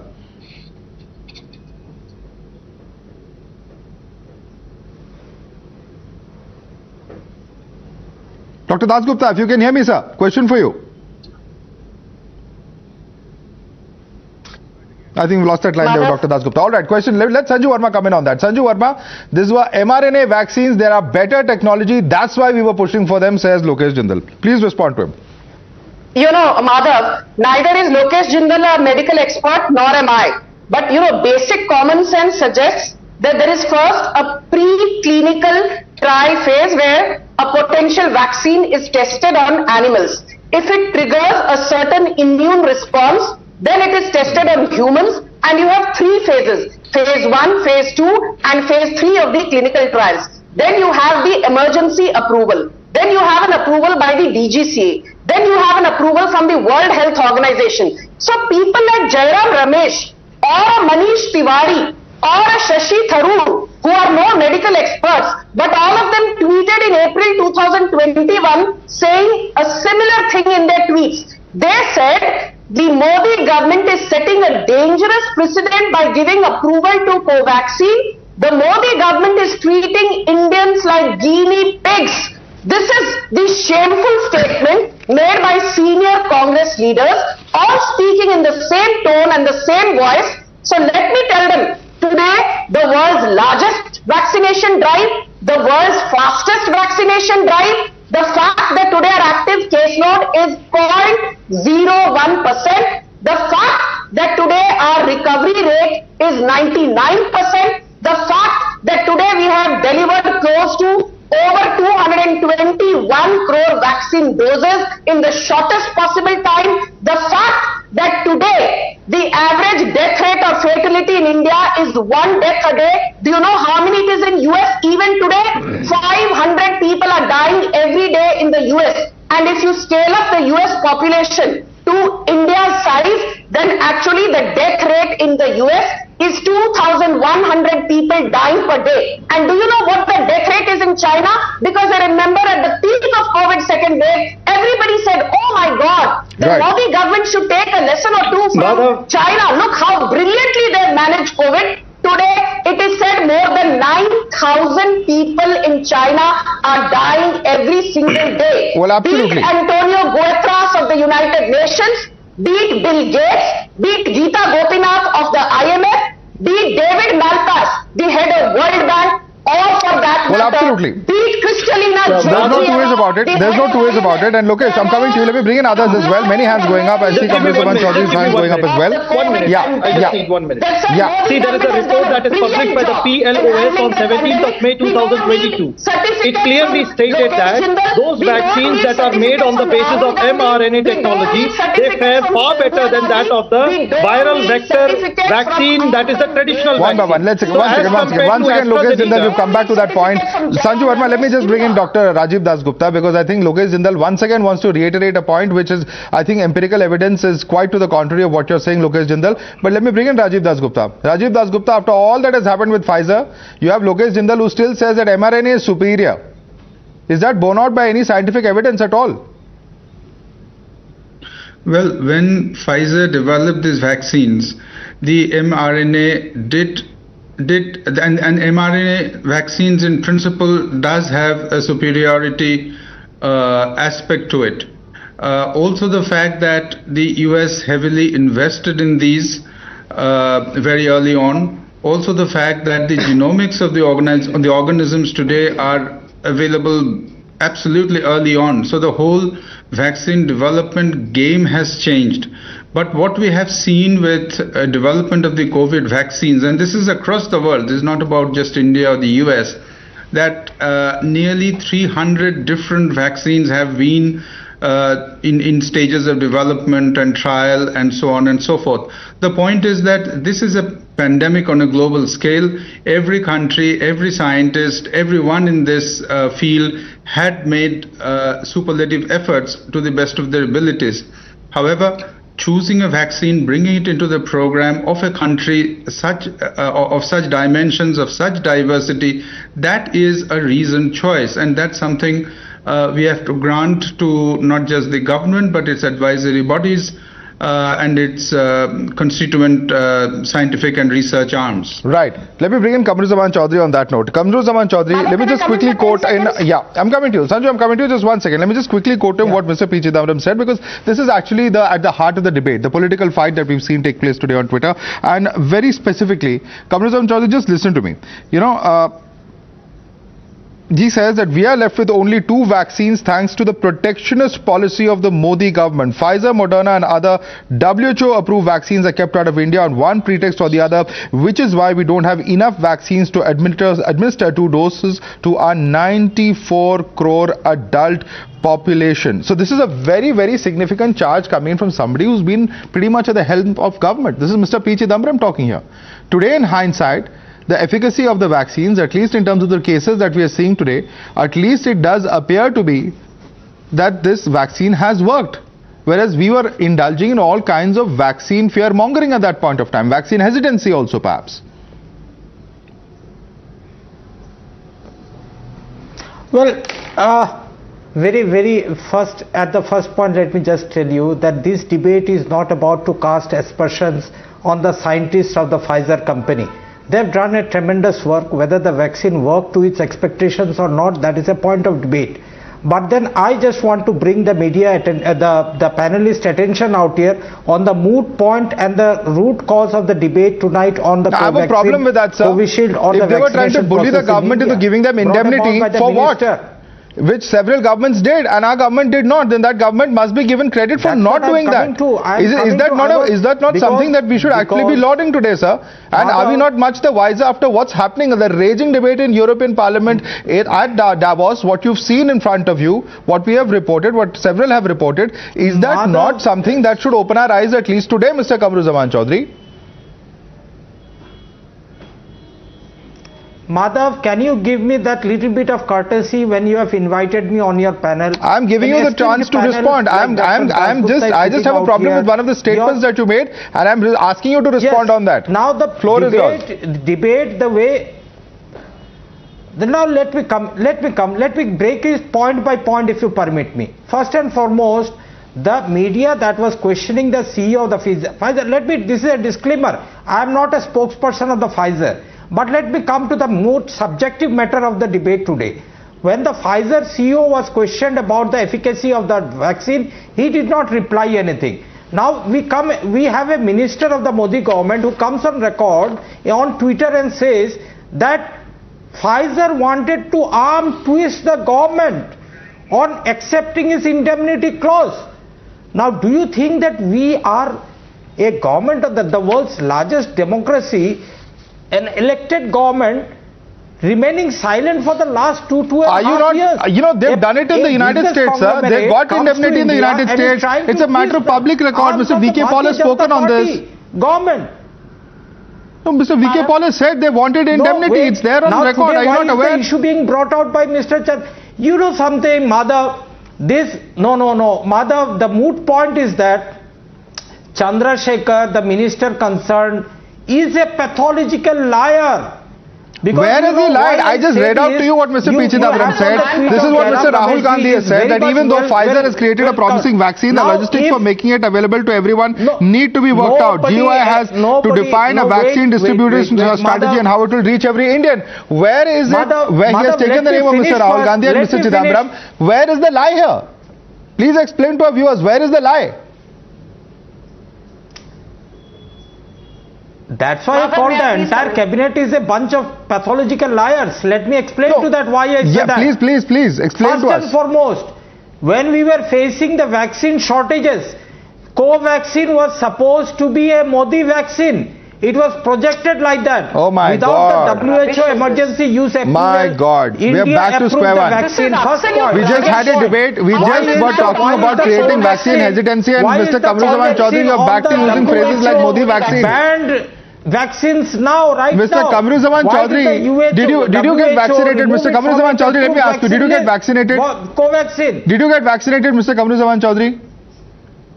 Why not? So was it a Modi vaccine that you took? Vaccinated through Covishield. Was it a Modi vaccine that you took? Was it a Modi vaccine that you took, sir?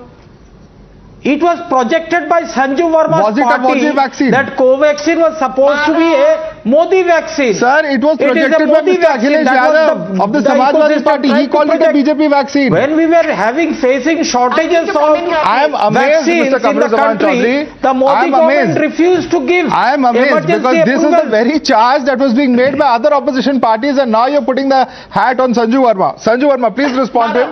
The BJP projected it as Modi's vaccine. The opposition did not. That is Mr. Chaudhary's comment. Please respond to it. Okay, Mr. Chaudhary, I did not heckle you. Please let us respond now, sir. You have made a series of extremely controversial statements. Now please listen to the response. I gave you your time, Mr. Kamruzaman Chaudhary. Now please listen to the response. Madhav, before responding to Kamruzaman Chaudhary, okay, Mr. Chaudhary, I did not heckle you. Thank you. I just want to read out from a tweet by P. Chidambaram on the 27th of December 2021. People are surprised that only 3 vaccines have been made available in India: Covishield, Covaxin and Sputnik. Of the 3, you can write off Sputnik because only a small quantity was imported by the government in the initial days. I fail to understand why the Modi government is not importing Pfizer in large quantities. This is the statement on Twitter on 27th December 2021. No, that's a wrong. He did not mention Pfizer. He mentioned other vaccines. That is a lie. That's why I call this bunch of pathological liars. He knows nothing. Sir, I'm reading out. He never mentioned. Mr. Kamruzaman Chaudhary, will you give me a moment? Why are the Let me read out a TOI report. This is a Times of India report that a research team has brought out. And I'm reading a quote. One second, Sanju, I'm coming to you. I'm just setting the record straight. I'm not getting into this debate. But Kamruzaman Chaudhary, let's not play with facts here, please. These are statements which are matter of public record. Nobody can play around with these. These are news reports from the time. I'm quoting the date even. It is the 27th of December 2021. Let me read out the entire quote. I just read a small excerpt because I didn't want to take time. But let me read out the entire quote. Which is the booster dose for Covishield? Not another dose of Covishield. I hope the chickens have come home to roost. We're paying the price for delayed orders, delayed payment, non-licensing of Pfizer and Moderna, and insufficient production and supply. People are surprised that only 3 vaccines have been made available in India: Covishield, Covaxin and Sputnik. Of the 3, you can write off Sputnik because only a small quantity was imported in the initial days. We're left with 2 vaccines thanks to the protectionist policy of the Modi government. Pfizer, Moderna and other WHO-approved vaccines are kept out of India on one pretext or the other, which is why we don't have enough vaccines to administer 2 doses to the 94 crore adult population. Kamruzaman Chaudhary, this is the quote. I've read it out verbatim. Does he advocate Pfizer only? No, Madhav. But Pfizer is the one that's in controversy now, Mr. Kamruzaman Chaudhary. Moderna is not in controversy. That is why we are raising this. The use of Pfizer only. No, but that is the point. Wasn't that a wise decision? Pfizer was the one which was trying to twist our government. Pfizer is the vaccine that was the midst of controversy in Europe. So why should this issue not be raised? What is factually wrong in this? No. Only the Pfizer. Why Moderna issue? Listen, Madhav. I'm sorry, Mr. Kamruzaman Chaudhary. Now you're just trying to scratch through the details. You don't have a strong point tonight. I'm going to allow Sanju Verma to respond to you and then I go across to other panelists. Sanju Verma. Okay. Madhav, may I please? Fine. Madhav, let's be very clear. From the day COVID pandemic struck, the opposition opposition trained its guns on Prime Minister Modi. As I keep saying, Modi विरोध करते करते कब ये लोग देश विरोध करने लगे? These people are so clueless.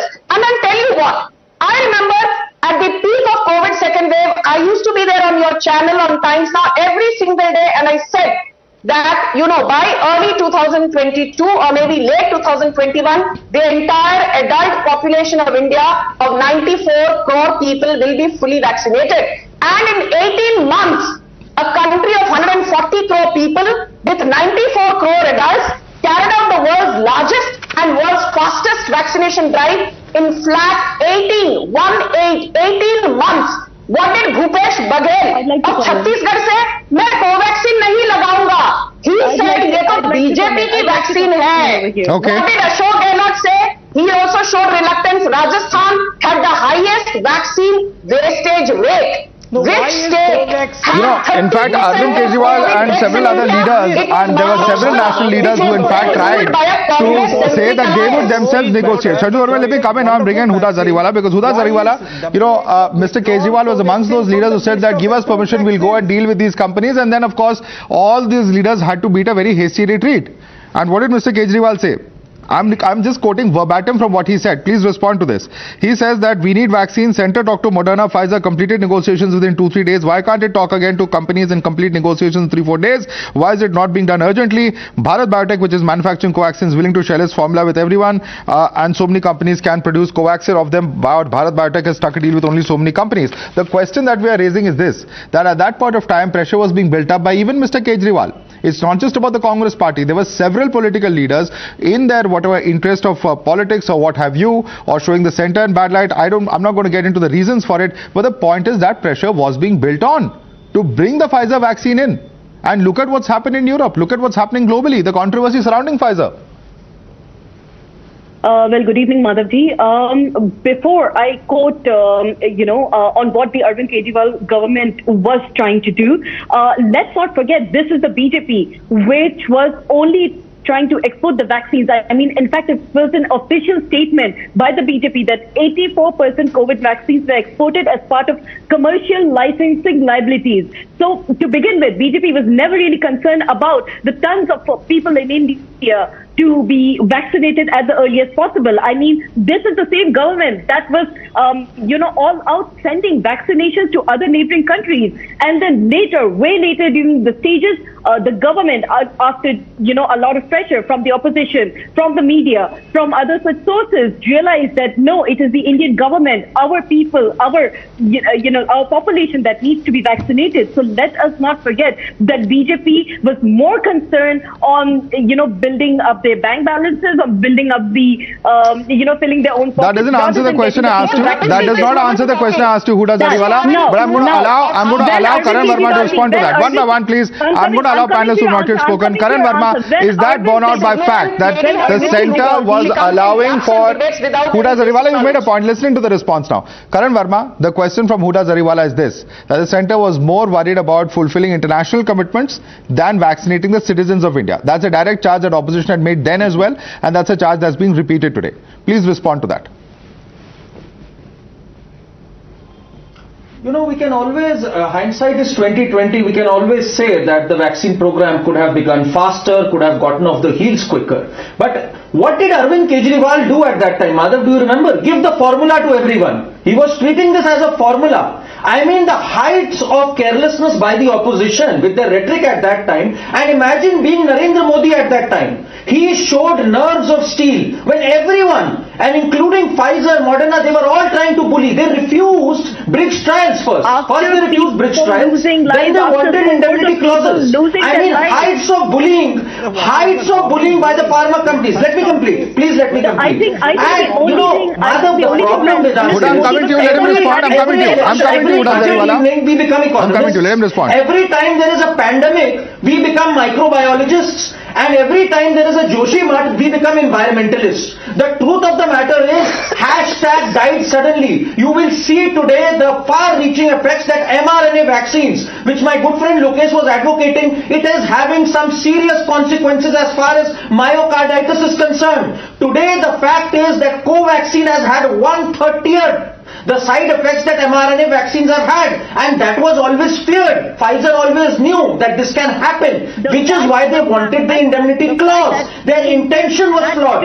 Homegrown vaccines of India, they never asked for an indemnity clause. That's Why? an important point. Because their intention was serving the people. They had their heart at the right place. Today, the opposition stands I think that's the exposed. crux of All the debate. these The crux of the debate, Buddha Zariwala, is this. Karan, you made an important point. Let her respond to that. And nobody Excuse me. Buddha Zariwala, important point being made by Karan. I'm coming back to you, please. One at a time. One at a time. Buddha Zariwala and Karan Verma, let me come in now.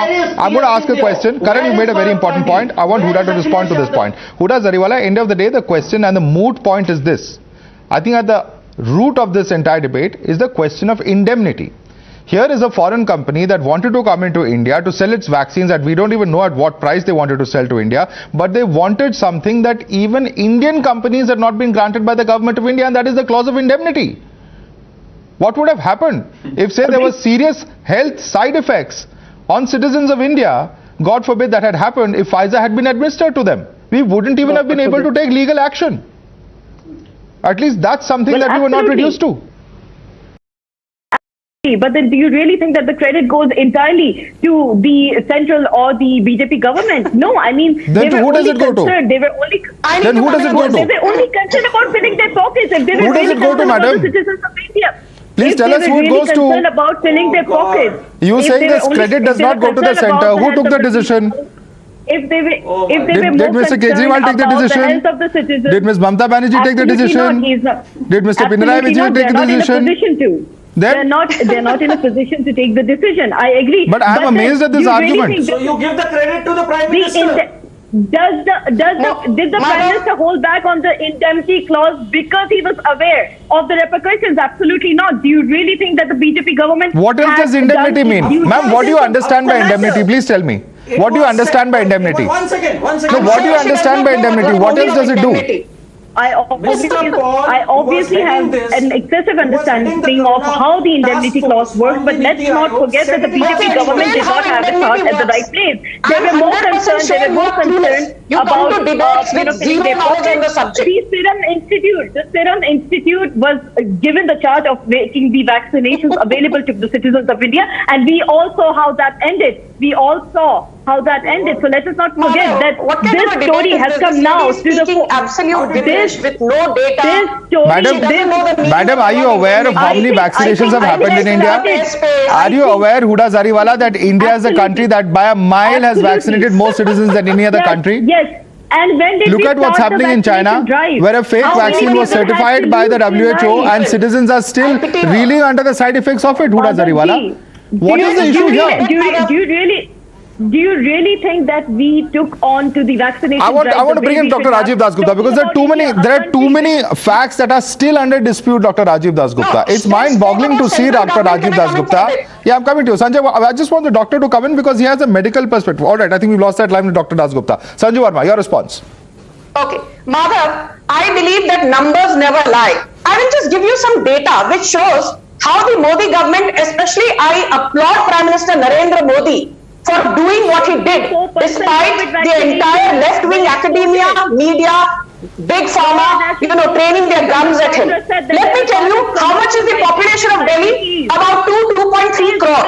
How many people died in Delhi of COVID? Madhav, I refuse to debate if you can't mute this lady. Okay, one at a time. Huda Zariwala, you've made a number of points. Please listen to the response. You've asked some questions. Let Sanju Verma respond to you. Sanju Verma. Okay.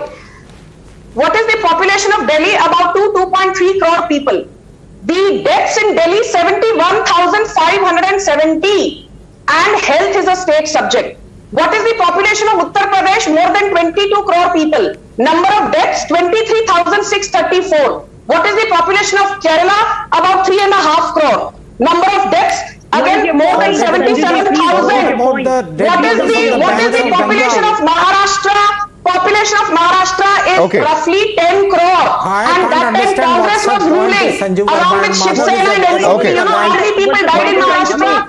All right, let me bring in Dr. Rajiv Dasgupta. Sanju Verma, I just want to bring in Dr. Rajiv Dasgupta and a couple of the medical points that were made. I want Dr. Rajiv Dasgupta to just come in on that and set the record straight, because there are several questions, Dr. Rajiv Dasgupta, that I find amazing that we are still disputing in today's day and age. There are questions from who gets the credit to actually taking this decision, which government is it, what kind of vaccination program we had, whether our vaccines were actually effective, our vaccine companies actually delivered. We are still several years down the line debating the efficacy of our entire vaccination program. Would you like to enlighten our viewers to the points that have been made by some of the panelists in the last few minutes? Dr. Dasgupta. Well, as far as the points made by the panelists are concerned, I shall seek to address as much as I could hear, given that there were multiple voices and I was losing the audio patch at times. The point is that vaccine markets are extremely complex markets. They are not comparable to other medicines where you can just hold a tender and buy the lowest bidder and so on and so forth. Most state governments actually have a whole lot of experience in buying medicines and other pharmaceutical products. Vaccine purchase has remained, at least in the Indian context, almost entirely the realm of the central government. Plus the fact that almost as a rule, these are global players, and vaccination programs are part of the global public health agenda or global public health good. So everything taken together, the decision on developing vaccines, on procuring vaccines, on vaccine logistics, as well as the vaccination program has been almost as a rule the domain of the central government. And of course, this is not to say that the state governments or the local bodies are not partners. Of course, they are partners, but they are largely on the implementation side of things. Right. Not on the aspects that we are discussing. Right. And therefore, the central government did have an immense responsibility of making these decisions and making it work. Also, let us grant in all humility that this is a pandemic situation where a whole lot of learning and unlearning happens every day. Okay. There are no absolute positions, and that all of us should accept with due humility. With each wave, the way the variant behaved, all of that changed a lot of our own knowledge and understanding of how COVID is actually spreading. Dr. Dasgupta, but one last question, because this is a point that is repeatedly coming up in response to this entire debate, though I personally think that there are two separate debates when it comes to indemnity, but the entire argument of opposition appears to be that vaccines were in shortage, we were only putting pressure on the government. Now, the fact that the government did not succumb to Pfizer is of course laudable, but is it not a fact that perhaps there was some lack of planning or lack of oversight in terms of the actual planning for the vaccines that had to be deployed for our vaccination program? Dr. Dasgupta. If I got your question correctly, are you asking that whether there was adequate planning? Yes, for the vaccines, because there appeared to be a shortage is what opposition parties are repeatedly saying. Of course, there was abundant planning. Of course, in such a large country, the vaccination logistics is extremely complex. Of course, a priority strategy or prioritization strategy or mechanism had to be done. Now, having said that, are there or can there have been gaps in implementation? Yes, this is a very complex program. There would be last mile gaps. As I said, every day we were learning and unlearning. Every day we were correcting things. Of course, let's not engage in any triumphalism either. We have to take this pandemic experience with due humility. All right. I think that's a very, very important message going out, and I think that's a message for all. Ultimately, any kind of one-upmanship on such important matters of public policy, particularly when it comes to public health, is something that should be avoided perhaps at best. But unfortunately, in India, politicians will continue to politicize even on important such matters of public policy that could very seriously influence on the way that India dealt with the pandemic, including on important aspects such as vaccine hesitancy. And that's perhaps the important lesson to take from this entire debate. We're going to leave it there for the moment, gentlemen and ladies. Thank you so much for joining us. Moving on to debate number 2. Now, the chief of the Delhi Commission for Women, ladies and gentlemen, was not only harassed but dragged for about 15 to 10 meters. This is what she has claimed while she was conducting a sting in the wee hours of the 19th of January to check women's safety in the capital.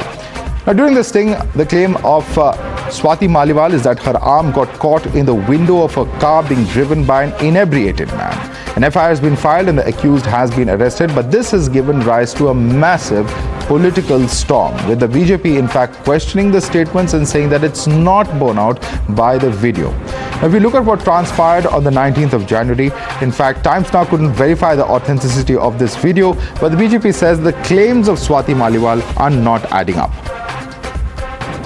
Sorry, आवाज नहीं आ रही आपकी क्या? कहाँ छोड़ेंगे? हाँ? मेरे को तो घर जाना है, मेरे रिलेटिव्स आ रहे हैं।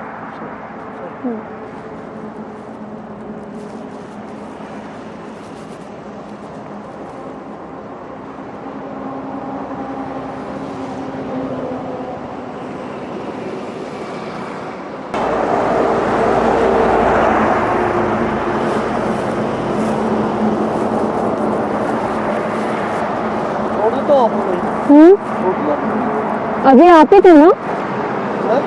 आप ही गए थे ना? आपने कहा था छोड़ दो।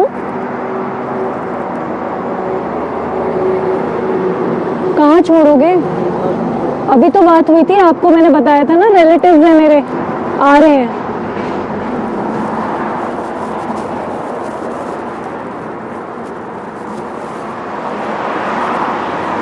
कहाँ छोड़ोगे? हाँ? कहाँ पे छोड़ोगे, वही तो पूछ रही हूँ। मतलब आप दूसरी बार घूम के आए हो ना? मैं आपको बार बार कह रही हूँ कि मेरे को नहीं छुड़वाना कहीं पे भी, है ना?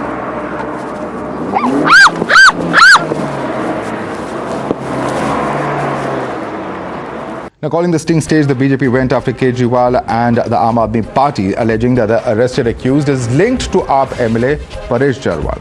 The BJP released a picture of Harish Chandra with the AAP MLA from Devli constituency. The Saffron Party says it's an attempt to defame Delhi on a global platform. Listen in.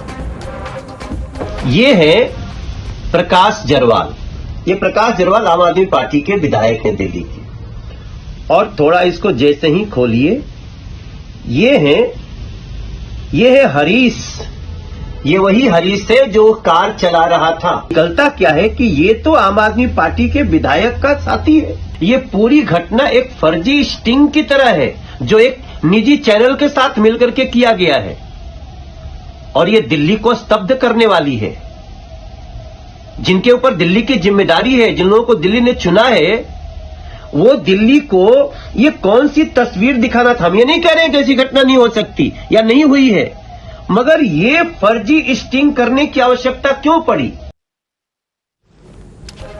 And preempting this, Swati Maliwal had in fact lashed out at those questioning her intent, labeling the backlash against her as a dirty mentality. She said that all BJP can do is victim shaming. Listen in.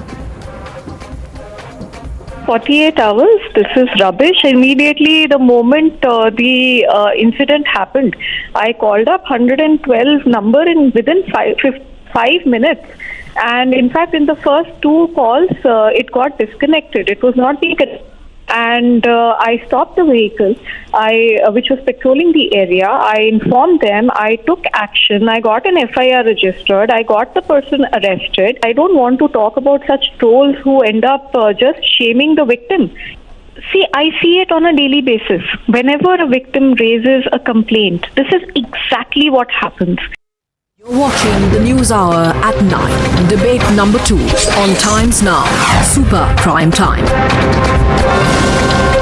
More of this, Sadhu Pragya, national spokesperson of the BJP, joins us. Also with us is Barkha Singh, former DCW chairperson. Huda Zariwala, political analyst, continues to be with us, as does Ravi Srivastava. Ravi Srivastava, ये फर्जी sting है. This is a fake sting, alleges the BJP, and they've shown a photograph of an individual who is close to an AAP MLA from the Devli constituency to buttress that claim. That's a claim that has been made by Manoj Tiwari. You just heard him speak on camera.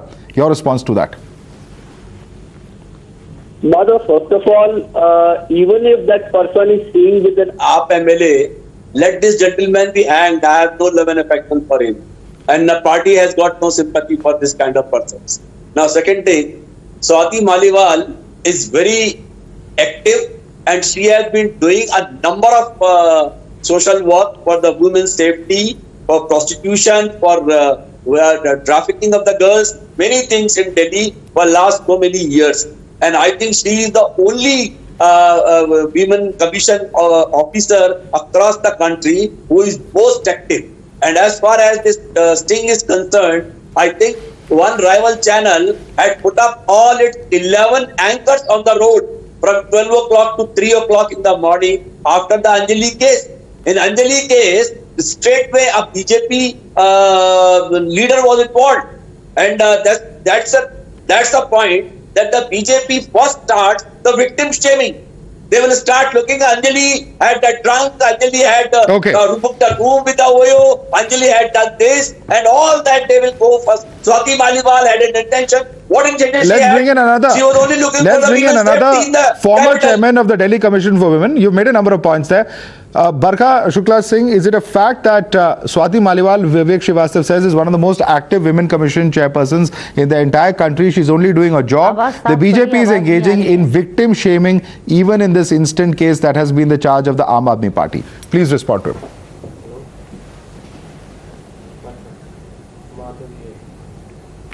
Madhav ji, आप मुझे थोड़ा सा time दीजिएगा, मैं आपको बताती हूँ। ये जो अभी श्रीमान जी बोल रहे थे कि ये मालीवाल जो है वही एक ऐसी महिला है जिन्होंने पूरे हिंदुस्तान में, पूरी कंट्री में डीसीडब्ल्यू का नाम ऊपर किया है और वो बहुत अच्छे काम कर रही हैं, बहुत अच्छी बात है। लेकिन ये जो कल का एपिसोड हुआ है, कल ये जो इन्होंने षड्यंत्र अपने आप में बना के दिखाया है एक प्राइवेट चैनल के साथ, उसका पर्दा बिल्कुल फाश हो चुका है। और ये इनकी आज की नहीं, पुरानी आदत है। मैं आपको बताऊं, मैंने 2016 में इनके खिलाफ एसीबी में कंप्लेन करी थी, इनके भ्रष्टाचार के मामले में।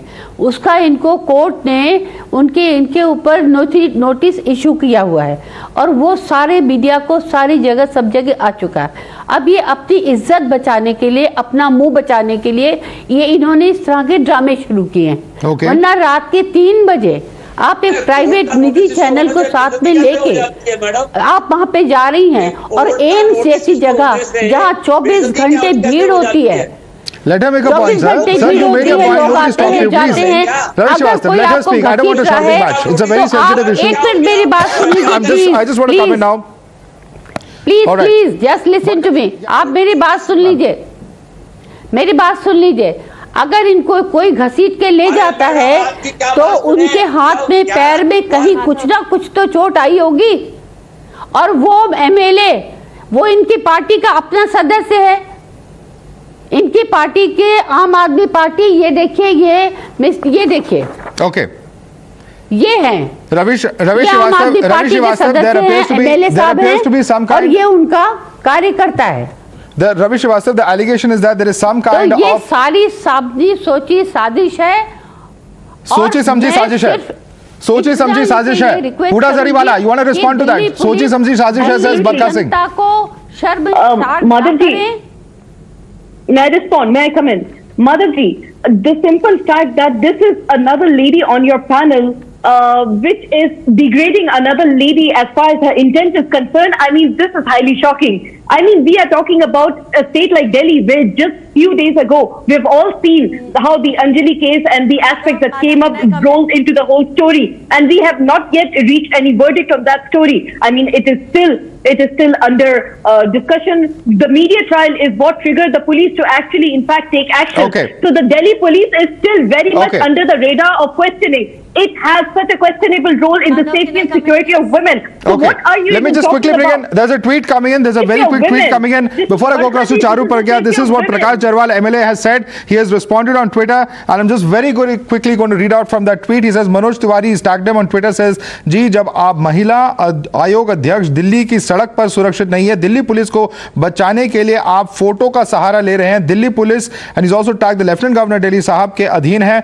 बिल्कुल जांच होनी चाहिए. अगर बीजेपी फॉर दिल्ली के कार्यकर्ता निकला तो क्या आप दिल्ली की जनता से माफी मांगेंगे? Very important question coming in from the MLA here, Charu Pragya. He is alleging that if this is an MLA, if this is a supporter of the BJP, will the BJP apologize? Charu Pragya, please respond. Is Manoj ji, before that, is Manoj ji... One second, Huda, you had your point. Let's just quickly get in everyone in. We have limited time. No. 1 minute, You made your point, Huda, you had please. your point. I've asked a specific question to Charu. I wanted to respond to that. Because I am the last person to be speaking on this panel, please give me sufficient time, because I want to raise critical issues which First, are respond not to the just question limited raised by the MLA to a concerned. stage sting. This stage sting brings in front of us. Please respond to Prakash Jarwal. You can make your point. Look at what the MLA is more concerned with. Is he more concerned with safety of women?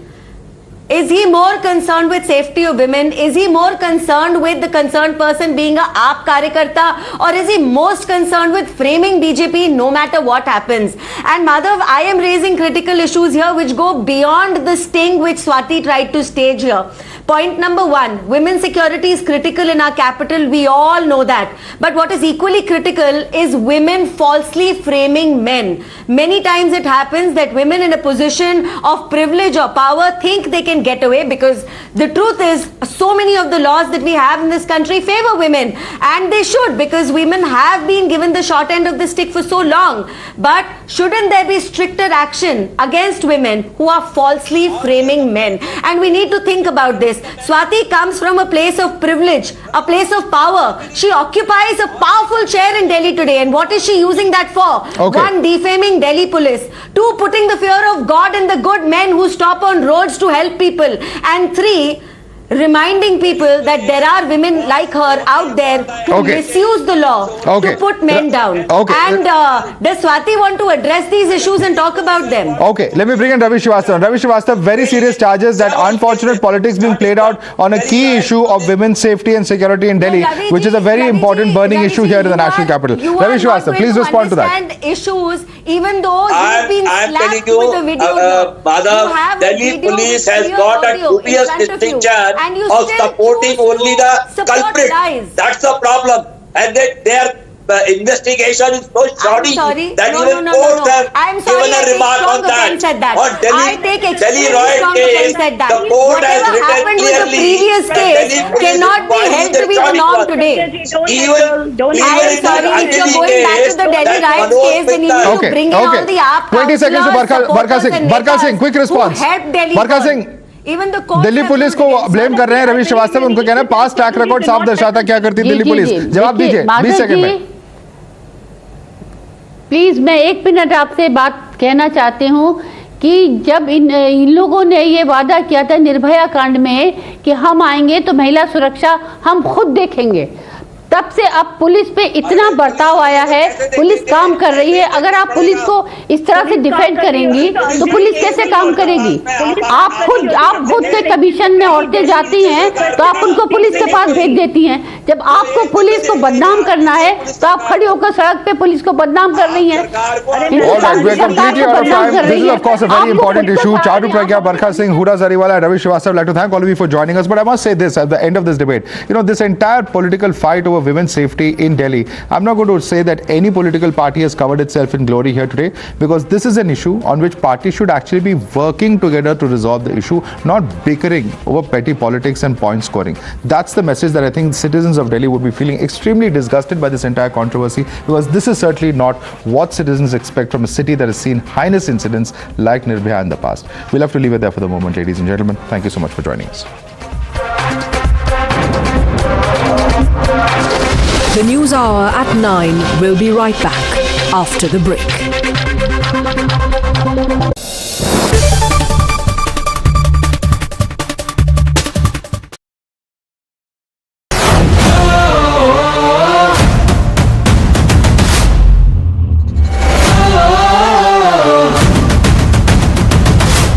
In case आप मिलेनियन वाली generation से हैं तो आपने शायद वो गाना सुना होगा, देखा जो तुझे यार दिल में बजी गिटार।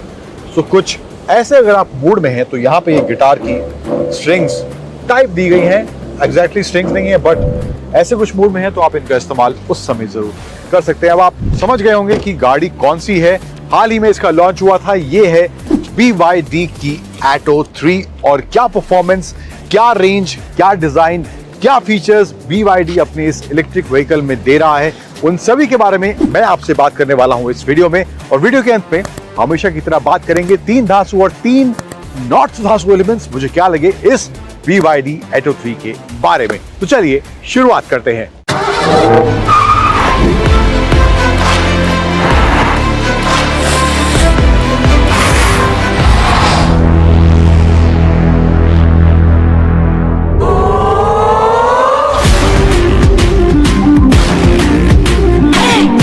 तो शुरुआत कर लेते हैं इस Atto 3 के डिजाइन वाले एस्पेक्ट से। तो फ्रंट में BYD कहना है ये गाड़ी का डिजाइन जो है ओवरऑल ड्रैगन इंस्पायर्ड है, चाइनीज ब्रांड है, तो कुछ वैसा ही एसेंस BYD कह रही है हमने इस गाड़ी के डिजाइन और स्टाइलिंग में देने की कोशिश करी है। हालांकि ड्रैगन इंस्पायर्ड तो मुझे फ्रंट ज्यादा नहीं लग रहा है, बट फिर भी यहाँ पे सेंटर में बड़ा सा BYD का लोगो है, क्रोम का एलिमेंट दिया गया है थ्रू आउट जो जाता है इसके फ्रंट हेडलाइट के ऊपर से सेंटर तक। एंड हेडलाइट जो है क्रिस्टल LED कॉम्बिनेशन लाइट्स यहाँ पर इसमें देखने को मिल रही है। एंड DRL देख रहे हैं, देखने में खूबसूरत ही काफी लग रहा है। इसका फ्रंट जो लाइट का सेक्शन है काफी स्लीक कॉम्पैक्ट इसका हेडलाइट का डिजाइन लग रहा है। एंड जो टर्न इंडिकेटर्स हैं वो भी इसके DRL में ही इंटीग्रेटेड हैं, तो यहाँ पे जब इसको टर्न इंडिकेटर ऑन होंगे तो ये DRL टर्न इंडिकेटर का काम भी करेगा। इसके अलावा इलेक्ट्रिक गाड़ी है तो फ्रंट में कुछ यहाँ पे इवेंट वगैरह देखने को नहीं मिलेगा, ऑब्वियस है। एंड इसमें जो है ADAS लेवल 2 के फीचर्स देख सकते हैं आप, यहाँ सेंसर्स वगैरह, रेडार वगैरह यहाँ पे इसमें देखने को मिल रहा है। एंड 360 डिग्री कैमरा यहाँ पर इस BYD की Atto 3 में इधर दिया गया है। साइड प्रोफाइल पे आए तो यहाँ पर जो टायर्स इसमें दिए गए हैं वो हैं 18 इंच के 215 सेक्शन के टायर्स दिए गए हैं। एंड यहाँ पे जो डिजाइन है एलॉयस का ये भी थोड़ा स्पोर्टी स्टाइलिश देखने में जरूर लग रहा है। BYD का हब यहाँ पे सेंटर में दिया गया है व्हील में। एंड ओवरऑल जो यहाँ पे डिजाइन है, यहाँ पे क्लैडिंग थ्रू आउट जाती हुई आपको पीछे तक इसमें देखने को मिलेगी। BYD डिजाइन की बैजिंग यहाँ दी गई है क्रोम में। यहाँ पे जो है इसका ये चार्जिंग सॉकेट है। एंड इसका जो चार्जिंग सॉकेट है वो आप एक्सटर्नल पावर कहीं आपको देनी है, छोटा मोटा कुछ आपको कॉफी मशीन टाइप, छोटा मोटा फ्रिज आपको यहाँ पे इससे एक्टिवेट करना है, इलेक्ट्रिसिटी देनी है वहाँ पे, तो उसका इस्तेमाल इस तरह से भी करा जा सकता है। तो ये एक ऑप्शन BYD ने इस Atto 3 में दिया है। देन साइड प्रोफाइल में क्रोम का एलिमेंट थ्रू आउट इसके विंडोज के आसपास। एंड यहाँ पर थोड़ा ये सिल्वर टच इसके रूफ रेल में इधर देखने को मिल रहा है। डोर हैंडल्स जो हैं बॉडी कलर्ड है। एंड ORVM जो है इसमें जो है हीटेड का भी ऑप्शन दिया गया है, तो हीटेड ORVMs है। एंड ब्लाइंड स्पॉट मॉनिटरिंग के फीचर्स ऑब्वियसली यहाँ देखने को मिलेंगे क्योंकि ADAS लेवल 2 के सेफ्टी फीचर्स इसमें दिए गए हैं। एंड नीचे डोर्स में भी थोड़ा ब्लैक और ये बॉडी कलर कॉम्बिनेशन इसके डोर्स में नीचे देखने को मिल रहा है। साइड से डिजाइन में कहूँ बहुत ज्यादा फ्यूचरिस्टिक नहीं लग रहा, बट ओवरऑल देखने में अच्छा जरूर लग रहा है।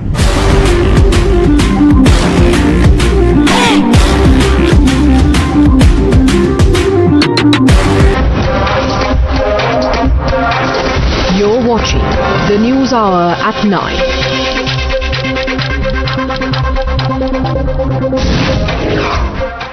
DGCA cracks the whip, fines Air India 30 lakh rupees on the urination scandal, pilot's license suspended for 3 months. It's a Times Now impact.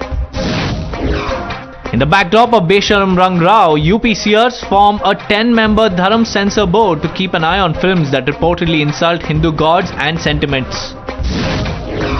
Convicted of raping 2 women, Dera Sacha Sauda chief Gurmeet Ram Rahim Singh has once again requested for a parole of 40 days to attend an event. Haryana minister forwards demand. Politics over Ram Rahim's plea for parole erupts while Congress's Udit Raj accused BJP of granting parole to Rahim for electoral gains. BJP leader Ram Malik said Rahim applied for parole in accordance with the law. Ahead of the budget session, government publishes photos of the Lok Sabha chamber. Housing Ministry responsible for construction of the Central Vista releases pictures of what the new chamber looks like. You were watching the News Hour at 9. Stay tuned.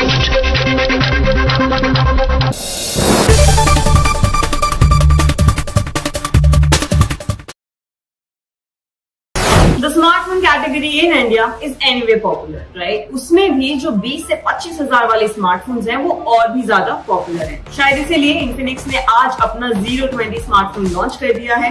I have the smartphone with me right here और इसको आज करेंगे unboxing. Hi, you're watching Gadget Time. This is me, Padmaja, and it's time for me to unbox this device और देखते हैं phone में आपको क्या-क्या contents दिखाई देंगे। Let's begin.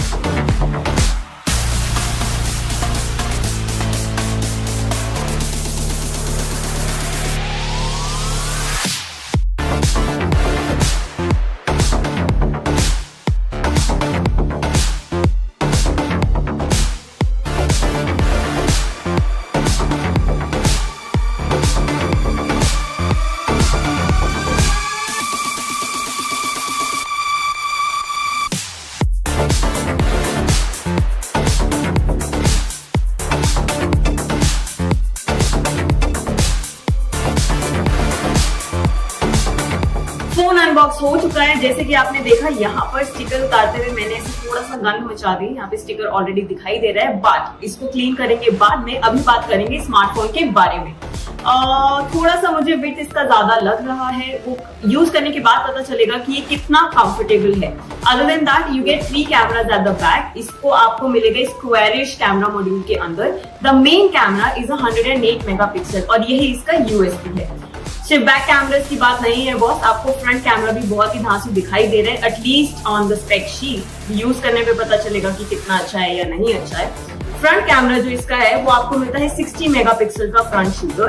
आपको इसमें दिखाई देगा full HD plus AMOLED panel. Bezels थोड़े से मुझे मोटे दिखाई दे रहे हैं, टॉप और बॉटम वाला specially. Side bezels are still slim. What keeps this smartphone alive is Helio G99 chipset. Battery की बात करें तो इसमें आपको मिलता है 45 वॉट का fast charging system, which is pretty good. At the bottom you also get a 3.5 mm headphone jack and that is very interesting, क्योंकि आजकल के फोन में ये आपको बिल्कुल दिखाई नहीं देता है। So you do not have to just rely on your wireless earbuds. आप यहाँ पर अपने वायर्ड हेडफोन्स का भी इस्तेमाल कर सकते हैं। स्पीकर के साथ आपको मिलता है Type-C पोर्ट। ऊपर की तरफ माइक्रोफोन है। राइट साइड पे आपको मिलता है वॉल्यूम रॉकर और साथ में power button. Left side is pretty clean, लेकिन यहाँ पे आपको मिलता है सिम ट्रे और सिम इंजेक्टर टूल बॉक्स में आपको मिलता है, वो मैं दिखा चुकी हूँ। यहीं पर सिम ट्रे की बात करते करते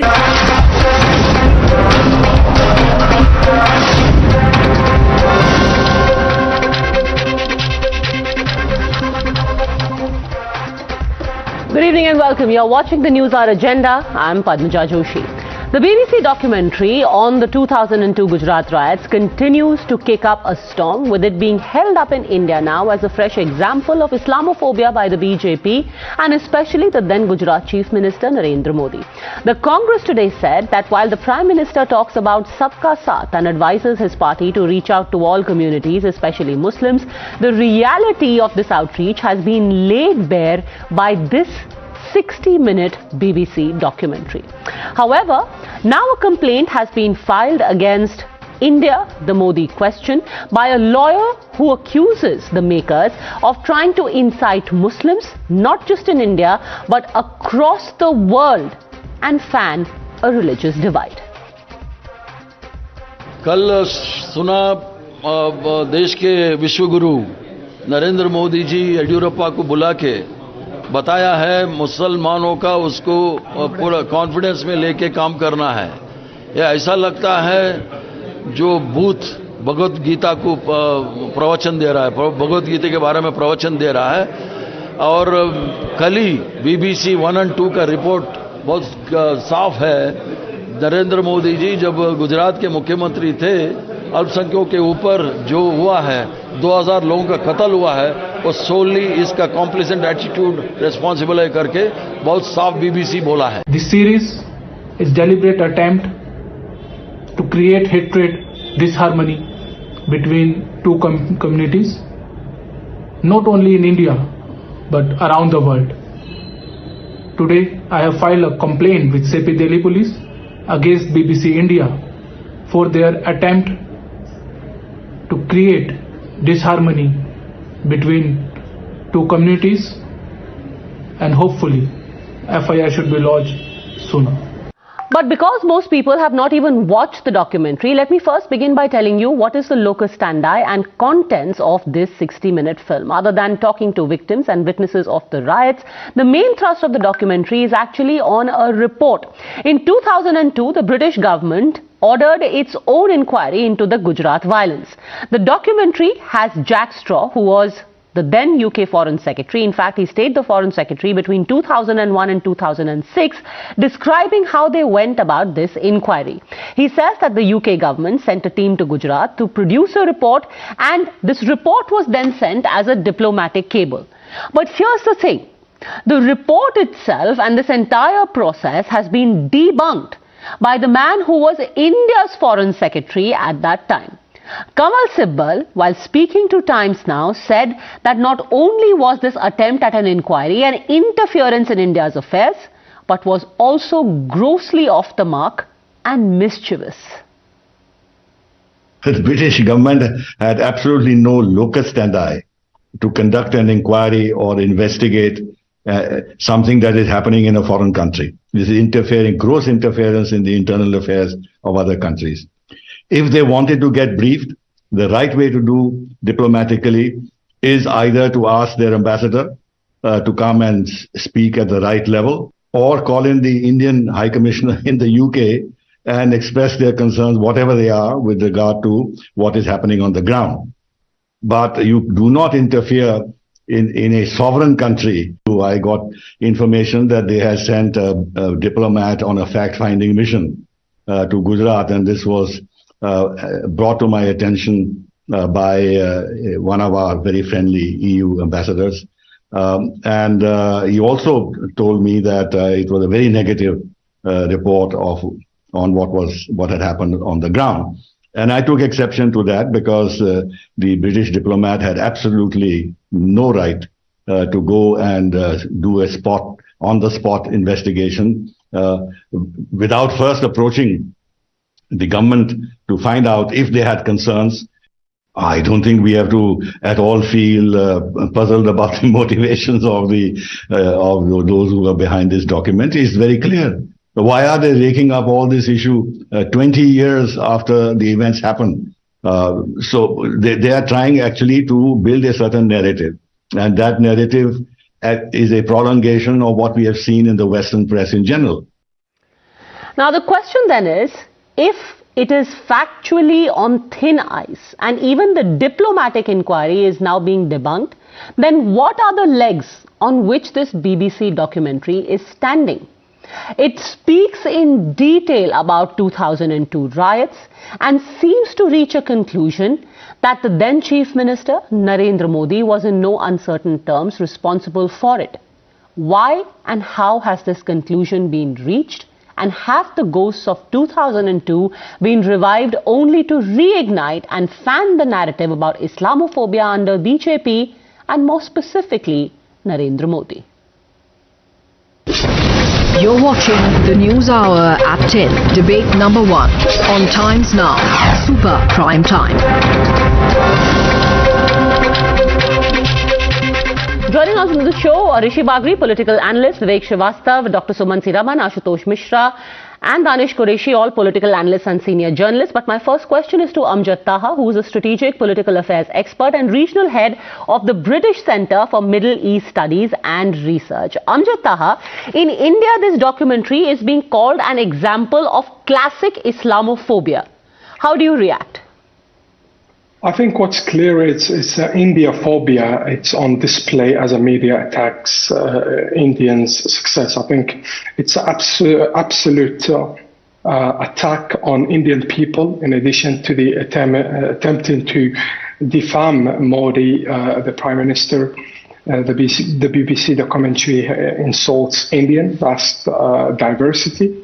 And I think it's worth noticing and mentioning here that the Arab world and here the free world stands rightly with Prime Minister of India against this shameful attack and act. And we do ask the BBC where were they from the corruption that has been happening in Pakistan by Imran Khan, the Prime Minister, previous former Prime Minister, or where are they from what's happening from an abuse against the human rights when it comes to Taliban? I think what's happening is that BBC or some members of the BBC acting as a foreign agents rather than just a video makers or interested in the commentary. Now, how we come with this kind of a conclusion is the fact that if you watch the documentary, it has come up with only one perspective from one side rather than what BBC should be about, bringing the two point of view. And that one perspective which been brought up on BBC, it's a perspective of radical Muslim groups who are acting. There is a foreign country that we all know is supporting such radical groups. Okay. The point here is very clear. That BBC has been before bringing and giving a space to a lot of radicals, even in the United Kingdom. Anjum Chowdhury, and a Pakistani who has been calling for jihad and the killing of the British people, the British soldiers. Okay, that so let me guy stop you was there given because a space let's on address BBC. this one by one. The points that you have raised are that one, this is about India phobia, and second seems to be an effort to try and revive the fault lines within India along religious lines. Suman Siraman. Interesting perspective, because this is a perspective coming from the Middle East, and it is echoed today in a police complaint that has been made against the documentary. That essentially the objective is, again, revive the fault lines within India. Padmaja, first of all, when we diss any documentary, we should sort of ascribe a motive. I'm not dissing it. I see that a motive has been ascribed. Hold on a second. Nobody is dissing it. You are examining a documentary on facts and motivations. I am not attributing any. Amjad Taha is in fact the regional head of the British Centre for Middle East Studies. He has studied the UK, the Middle East and India for long. No, 1 second. So he is giving his informed opinion. Good, Padmaja. Padmaja, my point is, let him give his informed opinion, though I don't see how what the BBC did with Imran Khan is directly related to this particular documentary or otherwise. So the point really is that this is a documentary which has been put out by the BBC. Now the BBC today, I don't know, Padmaja, whether you put out that statement which the BBC had made, they sort of seem to stick to their guns. Now, this is not about, ascribing motives to the BBC. If we want to ascribe motives, we have to make specific charges. Who is the BBC? What is the motive? Why and why would they want to do that? Now, the British government has already distanced itself from this documentary very categorically, right at the level of the Prime Minister, Rishi Sunak. They've washed their hands off this. They say they No, they haven't washed their hands off. Rishi Sunak, in fact, has disagreed with the documentary. Rishi Sunak hasn't remained, that he hasn't... That's what I'm trying to tell you. Yes. That's what I'm trying to tell you. They have debunked the documentary. They have said, that's exactly what I'm trying to tell you. He has said that he disagrees with the content of the documentary. That's what I'm trying to tell you. They have washed their hands off. They are not saying that they are here's the interesting in any way then why is it, how is it that the UK government disagrees with the contents of a documentary, but we believe the same contents to say, bingo, Islamophobia in India? How is that? The very characterization of the content and the conclusion is debunked by the Prime Minister of UK. But in India, we say, no, it shows Islamophobia, hence proven. Look. How? No. One second. Padmaja, let us look at the documentary from two perspectives. One, the content of the documentary, which by all accounts is not anything new. It does not really give us any dramatic new footage or any dramatic new insight as to what happened then. It is purely in the way the conclusions are constructed, which are different from what our own courts have said over the years. The second part is the timing. Now, why is it being released now is a question. In fact, I had raised that question yesterday. What is the reason for this documentary being put out 20 years after the event? That is the question which is legitimate. But at the same time, now, had we not taken to promoting this documentary on national TV through these debates, hardly anybody would have noticed it. Sir, Now nobody it is seems that promoting the it aim is first to of take all. this documentary And nobody is different promoting corner of it. the country. You are well within your rights to question factually when that such seems to be assertions the are being agenda. made about a country and its people. You have all the right in the world to question it on its veracity and fact. Now let me bring in Rishi Bagri on the one substantive question that you have raised. Why would the BBC do it, Rishi Bagri? Why would they? You know, now this complaint says, oh, you are trying to turn Hindus against Muslims and vice versa. Why would the BBC do it? Why would they? No, you need to understand, go to the history of this 2002. I mean, Gujarat riots happened in 2002. Congress was in power from 2004 and 2014. They use CBI and all the other investigative agency in their hand. They constituted SIT, which actually grilled the sitting chief minister for hours. I mean, they even actually hired NGOs like Sabrang to create the witnesses and everything, but failed. I mean, many journalists were hired. No, but why would the BBC do it? Talk about the BBC. Exactly. No, that is what I'm saying. Why the BBC is doing. BBC is doing because India is progressing quite well. I mean, you see that India has just surpassed Britain. If you see in the nominal GDP, now you see the Britain is going in a bankrupt situation, and India is surging ahead in all the economic parameters. Their energy prices have gone 10 times. Our energy price remains quite constant. Our inflation remains constant. Their inflation is on double digit. Obviously, that is one of the things. They cannot see India progressing so well in the leadership of PM Modi, and that is the reason they are targeting Modi. And they are targeting not only Modi, they are targeting the people of India, their democracy, the independence of the judiciary, which has given the clean sheet to the PM Modi, and they are also targeting and insulting the voters, the Indian voters who are actually voted for him. Okay, so divided country cannot march forward. Jealousy stopping India's march. Vivek Srivastava. Yes, see, first of all, I do not know, and I'm happy to know from Bagri ji that we are a developed country now and United Kingdom is a developing country. Thanks for this enlightenment to the whole nation. Now, secondly, somebody makes a documentary, whether it is an organization or an individual, and you become so scared that to harass them, aap FIR kar rahe ho, aap case kar rahe ho. What does it show about India? What does it show about the government? And what does it show about the Prime Minister of India? First of all, the Prime Minister of India hasn't filed the FIR, and what it says about India is that you believe in rule of law, where people aren't picked up and they aren't threatened with beheading. Even if you feel offended, even if you feel that somebody is factually incorrect, you go to the police and you file a complaint, unless you are saying we are denied that right also now. That is what it shows about India. Freedom of expression, madam. A journalist should be allowed to write and make whatever he or she wants. Exactly, and freedom of expression also means that somebody has the right to object. पे case करेंगे कैसे चलेगा? अरे case ऐसे चलेगा ना कि भाई आप ये तो कहोगे कि आप अपने फैक्चुअली तो सही होंगे. फ्रीडम ऑफ एक्सप्रेशन ये मतलब थोड़ी ना आप किसी को जाकर के बोल दो कि तुम लुटेरे हो, तुम मैस मर्डर हो, तुम चोर हो, तुम उचक्के हो, ऐसे नहीं होता ना. Every debate should be questioned. No, listen. Padmaja. Sir, any debate where unfounded allegations are made, which are factually incorrect, are questioned. Please understand. It is not unfounding. What is unfounding according to you could be factual according to somebody else. So cases and FIRs are not the solution. You are trying to curb the voice of independence. It is bad. Number one. Number two, while Atal Bihari Vajpayee of the Bharatiya Janata Party, despite the fact that he is no more, is still an asset. And even the opposition party leaders like Rahul Gandhi visit him in Bharat Jodo Yatra. But Prime Minister Narendra Modi, even though he is the Prime Minister, is not going to be an asset to this party in the coming years. Sir, can we please talk about facts and not... Gujarat, they are still haunting the BJP. Okay, this is just your wishful thinking. Can we talk about facts? So let me actually get to the facts and bring back... I'm telling you the facts. Okay, let me bring back Amjad Taha. Amjad Taha, now here is the... Hold on a second.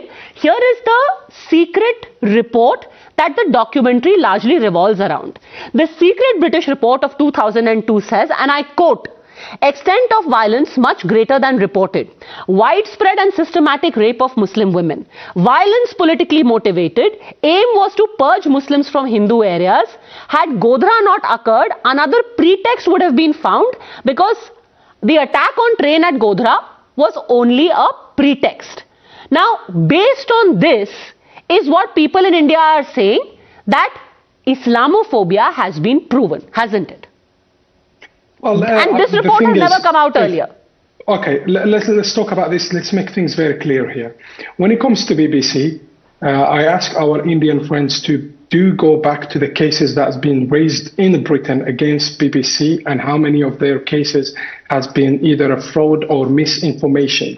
BBC is not the only channel that says whatever he says and is 100% correct. No, they have been accused and there is a lot of cases against them from the minorities inside Britain to all the way the British people, white people, a lot of different aspects of the country have been raising a lot of cases. Now, all you need to do, use your lovely fingers, smash something on the keyboard. All you need to write BBC controversial or BBC lies, and there is millions of reports and hundreds of reports that talks about it. We have cases of Mexico. We have sexism. In fact, what I can ask the our friends from India to go on the 20th October 22, when literally this is what BBC says. Diwali has become an anti-woman festival. Excuse me, we as Muslim, we as Arabs, we see this as it appeared to be a Hindu phobia that is becoming a media trend. According to BBC. Wait, so you're saying that the BBC said that Diwali is an anti-Muslim festival? It's an anti-woman festival. Anti-woman festival. Festival, yes. Which is harming, and this is literally saying the Hindu religion does not respect a woman. What we know as Muslim, that the Hindu religion, in fact, honor a woman, respects a woman, and in Diwali, that's what the humanity should celebrate. But what happened here was a clear Hindu phobia. If someone can be, if a channel or a platform that is becoming clearly Hindu phobia or India phobia, you should not trust them for any single word that comes from them, and whatever comes from BBC should be questioned. Why? Interesting. Because so the motivation on the 20 October 2022, until this moment, they did not remove that report. It still exists, and Vivek it's against the woman. And so this goes beyond Mr. Modi. This is about India phobia and Hindu phobia, says Amjad Taha.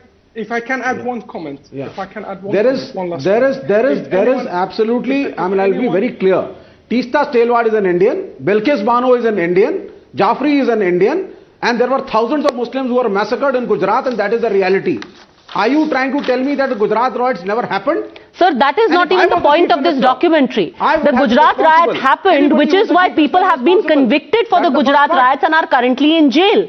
Similarly, the Godhra train burning happened, and that is the reason why people are in jail for the Godhra train burning. Let me bring in Danish Qureshi, because there is one thing that everyone is raising. Even Suman Siraman is questioning Danish. Okay, Amjad Taha, yes. Even the reality, you should not take it. You should not take the facts from the mouth of the devil.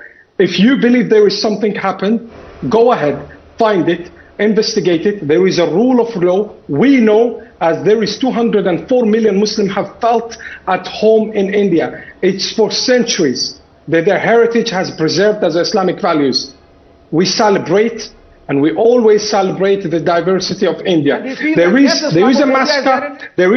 There is many things that happens every single day, but there is a rule of law, there is courts that you should follow. You do not get your rights from BBC, a person who lies, and the person who is being harmed in a lot of societies. Listen, it is not the question of BBC. It is a question of United States also. It did not give a visa to the then Chief Minister for 10 years. The Kalka Bacha from Pakistan, the Foreign Minister, goes to United Nations and calls my Prime Minister the butcher of Gujarat, and we get a bad it does not make the United States the right country, because the same country, United States, gave a visa to the Iranian regime, which has been killing thousands and millions of people in Yemen, in Iraq, and so on. Just because someone enters the United States of America, it doesn't make him a hero. It doesn't make him an angel. My Prime Minister should denounce United States of America first. He You feels just were happy when the defending the president of United How States. convenient.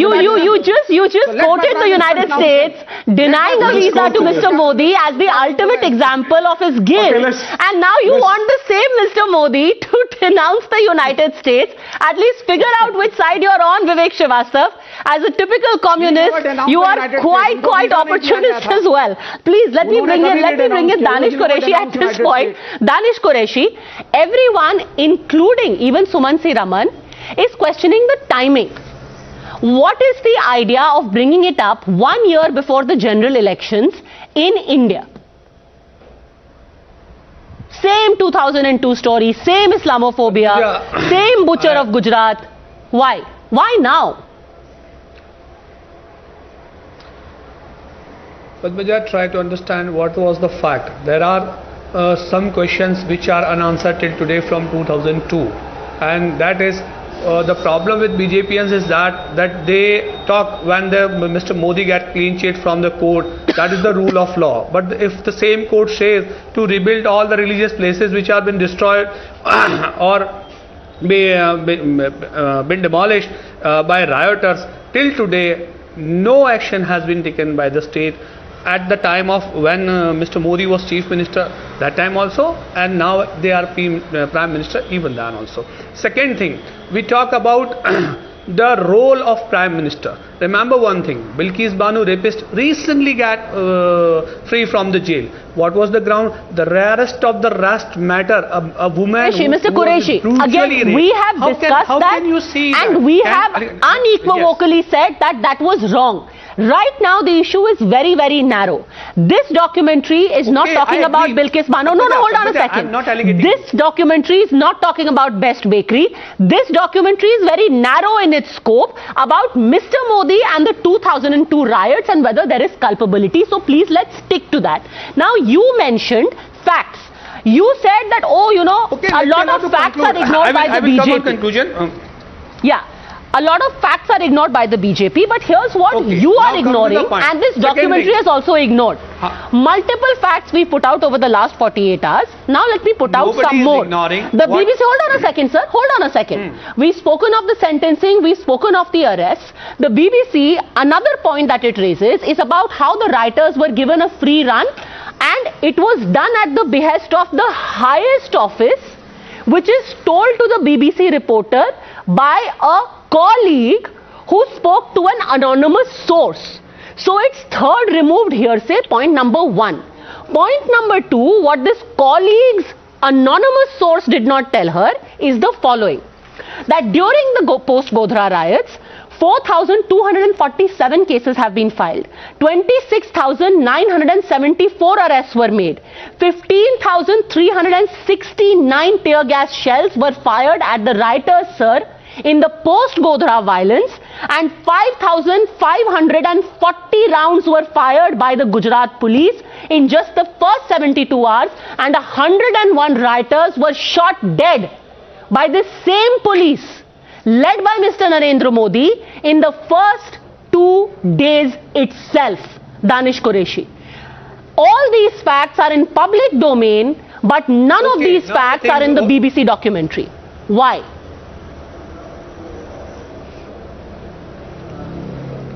The question should be asked to the BBC that why he has but not you are kept all here this vehemently material defending which it, so I'll ask you. right now in this debate. But let me allow to complete, Padmaja. Now the things are, the 3 days, 72 hours, rioters were be free on the street of the entire Gujarat. I just read out the statistics to you that 101 of them were killed in the first 72 hours. You're telling me they were free? The Muslims they have been forcefully, 100 were dead. 101 rioters were dead. I was the live witness. I'm staying in Gujarat. Padmaja, I'm living in Gujarat. I'm living in Ahmedabad. I have saw with my eyes. But I have also eyes. Now the second thing. Now come to the second thing. And this is all documented before the Supreme Court appointed SIT. I'm not making it up. All these figures are before the Supreme Court appointed SIT. The fact that the police has fired live rounds, that 101 rioters have been killed, that over 20,000 people have been picked up and arrested, that thousands have been convicted since then. When these religious structures are being reconstructed, when they are going to reconstruct that, Now you're about reconstruction. Sir, I am asking you about the documentary and what it shows. Padmaja, let me allow to complete. People like Sadhvi Pragna now you're about Sadhvi Pragna. Pravesh Verma. Now you're about Pravesh Verma. Can we talk about the documentary? Yes, he's Next we release Kapil Mishra. that chaku ko then dhar we go laga to lo. Chinese And Prime Tawang. Minister is keeping mum. They don't have time to tweet on that. Now you're talking about tweets. You can see what is the attitude of Mr. Modi towards the Muslim. You can see by the behavior. I will describe the number of incidents. What happened in Gujarat. Now we are about talking about his behavior. I can't see, sir. I am not a psychologist. इनकी ready पे से भी कुछ मत खरीदो. What are we talking about? What are we going on about? I will send you video of Pravesh Verma and now we're talking about Pravesh Verma. Okay. Mr. Qureshi, first of all, okay. Calm down, deep breath. Let's talk about a 60-minute documentary, which is the very narrow focus of what we are discussing over here. The very narrow focus is that here is a documentary. It is being hailed in our country by people like you. My question to you is, why do you find this documentary an example of Islamophobia? Mr. Qureshi, this documentary, not generic people, generic utterances, this documentary, how do you find it proof of Islamophobia by BJP? Mr. Qureshi. Why the Mr. Modi is silent over when Muslims are being abused by when Churiwala has been beaten in Indore? Churiwale ko maar a man with a beard is beaten in the train. Is that they are the recent incident? Okay. Again, we are going to go all over the place, and because there is so much disinformation out there, it will take me all day and then some more to debunk each one of them. Can we talk about the documentary? Okay, let me bring in Ashutosh Mishra and then I'll come to you, Rishi Bagri. Ashutosh Mishra, here is the one question I've been trying to find the answer to. For 20 years, we've gone back and forth having this same debate. We have been, going from the special court, then to High Court, then to Supreme Court. Finally, it seemed that this was one issue that had been settled. And now comes this documentary, 1 year, a few months before the elections are to take place. And then we are like, Islamophobia. Islamophobia, and it shows the reality of Modi's Sabka Saath. How do you think that this exposes the Sabka Saath slogan? What is your logic is what I'm trying to understand. Okay, so let's first go back into time and remember what Atal Bihari Vajpayee said about Modi not following Rajdhar. Number one, even Vajpayee ji wasn't so sure about Modi's handling of Gujarat riots. And a lady who is now a current minister in this ministry sat on strike, on a dharna, when Atal Bihari Vajpayee lost the 2004 election. So not everybody is okay with Modi's handling of Gujarat riots. And you keep talking about the clean chit given to him by the Supreme Court. The clean chit, whether given by SIT or Supreme Court, is on his personal involvement. There was no not enough proof to prosecute him. That's what the SIT said. But Mr. Modi, his involvement in Gujarat riots is on a par with Savarkar's involvement in Gandhiji's murder. Both fired the gun, but it was instigated, and I'm quoting Sardar Patel here. By right-wing I'm asking you about the timing. Can we do not need a history lecture. We have been through this painful history for the last 21 years. Like I said, we have gone through various courts. Can you come to the point? Why has this documentary been brought out right now? Why? Because it got hold of some papers and it made a documentary. You are making 2 and 2 22. Why now? If anything, by raising this Hindu-Muslim divide. But what is the source of these papers? So here's the thing. Again, let me enlighten you. Let me enlighten you as the source of this paper. This particular. Hold on a second. Which Modi now doesn't have to keep talking. Okay. So Rishi Bagri, the journalist came upon this secret report, secret cable, and so they printed it now. Why would you attribute motives? The timing is incidental. There is no Hindu phobia, Modi phobia, India phobia. There is no phobia. Actually, the problem is that when PM Modi, with his all welfare schemes, 80 crore, he's giving 80 crore people, and he's not discriminating between Hindu and Muslim. He is giving 80 crore people rations. He is giving PMAY. He is giving all his Jal Jeevan missions and everything without any communalizing. Now, what they need is that they need to remind Muslims कि look 2002 हुआ था, आप वापस मोदी को hate कीजिए. But they don't. ये चीज वो लोग नहीं बताते कि in 2002 election, in 2002 what do you call this riots, 35,000 people got arrested. 28,000 were Hindus.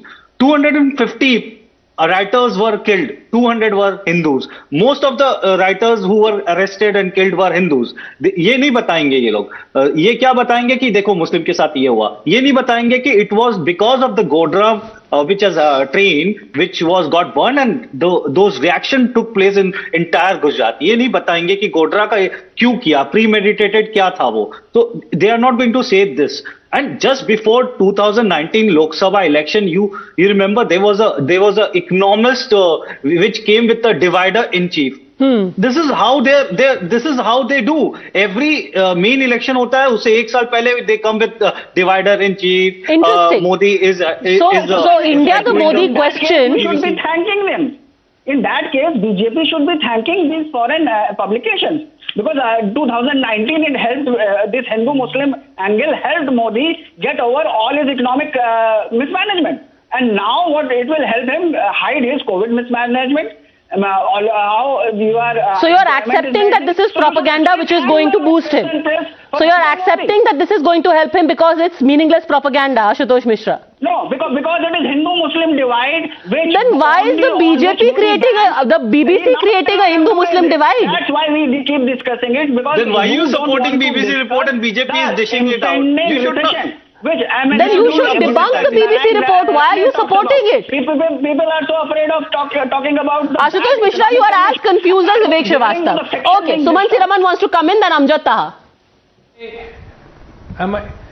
Yeah, Padmaja, I have a very good suggestion. Why not you get the producers of this BBC documentary and thrash out the issue with them and show them how they have produced a documentary that is devoid of fact and is, biased and has a hidden agenda. Wouldn't that be a much better way of resolving this issue? They're welcome to watch the show. We have put the facts out here. That's a simple way, right? No, we'd much rather put the facts out so that the viewers can watch. Why don't you call them? Look, when you are... No, Padmaja. Thank you for your suggestion. Let me extend an open invitation. We would love to have this dialogue with the makers. Who have an that agenda, being said, who are working with an agenda. We are working with an agenda. Of course, our agenda is to make sure that the facts are in front of the public. Absolutely, I have an agenda, and my agenda is to stick to the facts. Because what I am saying, no, hold on a second, sir. Know who is behind them? Who's behind them? Whether somebody is behind them. Don't you want to interrogate them? Don't you want to know who is behind them? I don't have any authority to interrogate anyone. My job as a medium is only to put the facts out there and the people will decide for themselves what is the spin and what is the agenda. I am not the raw. Why should I interrogate anyone? Amjad Taha wants to come in. Amjad Taha. Question. Amjad Taha, I think you've muted yourself. Yes, can you hear me now? Yes, go on. Yes. It says BBC, which means British Broadcasting Channel, which means British values, which means British. Yeah, they're not going to serve any Indian. What I also can say, this kind of propaganda that's been against India, it didn't start just with BBC. It started with Wall Street. If you're a Wall Street Journal last year on 15th of October 2022, which wasn't journalism. Again, as we saw, it was against the Prime Minister. It was a clear slur against journalism. And the Muslim Brotherhood, who in United States of America collaborated with some of the Democrats there, who are dissatisfied with the Indian progress collectively. They were insulting India and so on.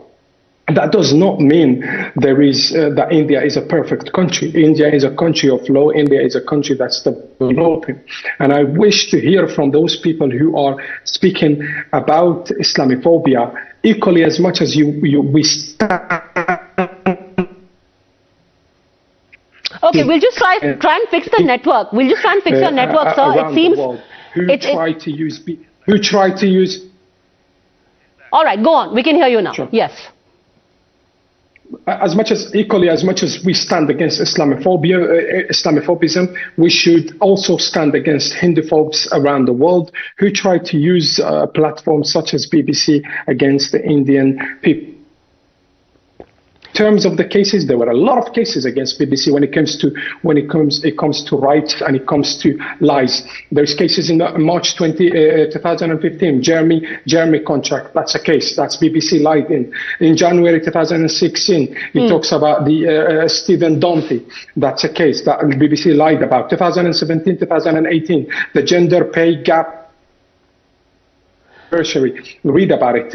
With 2019, Naga Mancheri and accused the breach in BBC rules. 2019, the removal of audience, the actual removal of audience, laughter from the question time footage on the news on a news report. That's 2019. I can go back and forth with you. 2013 November, we're talking about the generation war where BBC brought Nazi people.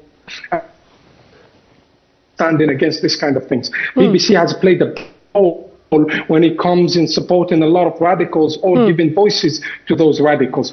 If you want to fight for your rights and you want to hear about your rights, there is a court of law, or trust me, find a different platform that's not BBC. And there is a lot of Indian platforms and there is a lot of platforms around the world that you can give a voice to.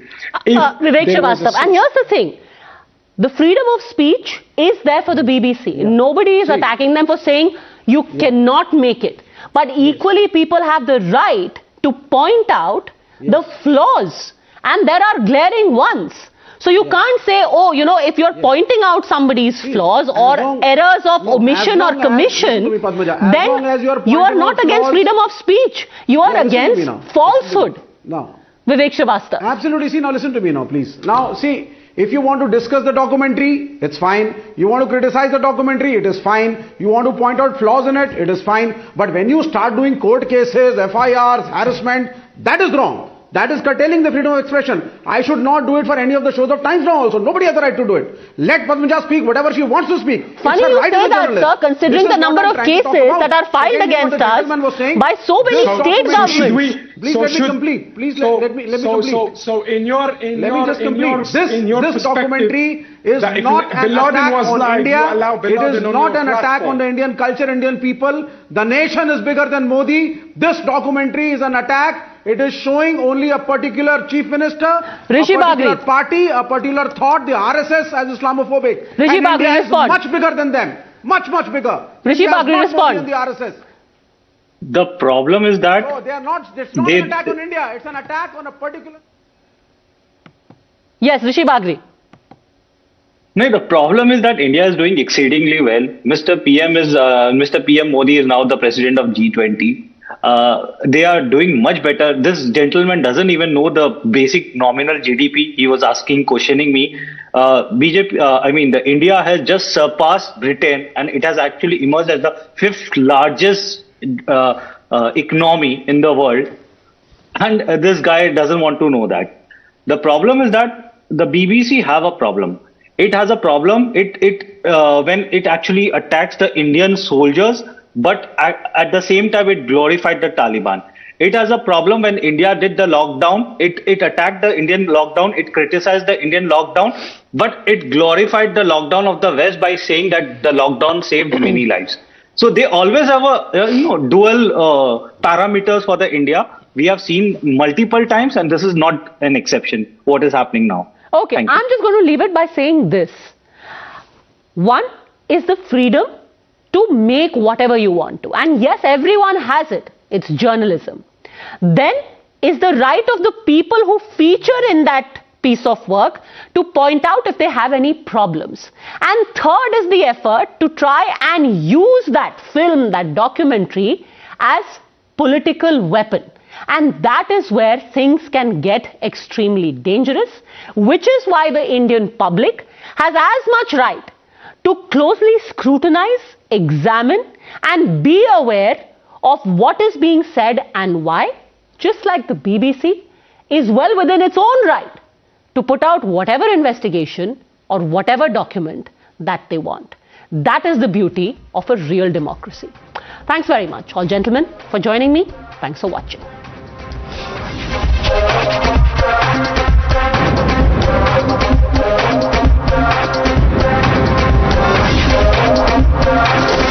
The News Hour at 10 will be right back after the break.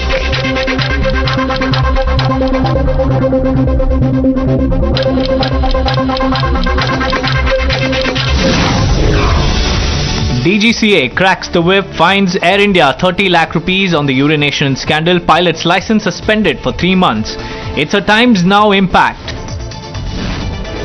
In the backdrop of Besharam Rang Rao, UPCers form a 10-member Dharam censor board to keep an eye on films that reportedly insult Hindu gods and sentiments. Convicted of raping 2 women, Dera Sacha Sauda chief Gurmeet Ram Rahim Singh has once again requested for a parole of 40 days to attend an event. Haryana minister forwards demand. Politics over Ram Rahim's plea for parole erupts while Congress's Udit Raj accused BJP of granting parole to Rahim for electoral gains. BJP leader Ram Malik said Rahim applied for parole in accordance with the law. Ahead of the budget session, government publishes photos of the Lok Sabha chamber. Housing Ministry responsible for construction of the Central Vista releases pictures of what the new chamber looks like. The News Hour at 10 will be right back after the break.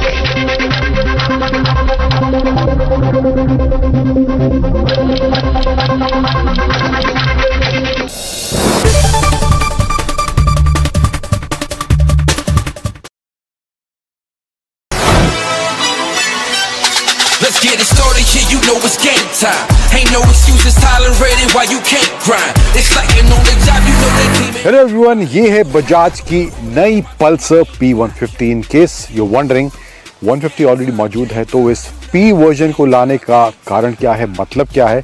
सो कारण बहुत सारे हैं. Design को लेकर, features को लेकर और कुछ हद तक परफॉर्मेंस को लेकर भी इस P वर्जन में बदलाव देखने को मिलते हैं. तो क्या है वो सारे बदलाव इस नई पल्सर P150 में, उन सभी के बारे में मैं आपसे बात करने वाला हूं इस रिव्यू के अंदर. और रिव्यू के एंड में बात करेंगे 3 धांसू और 3 नॉट धांसू एलिमेंट्स मुझे क्या लगते हैं इस बजाज पल्सर P150 के बारे में.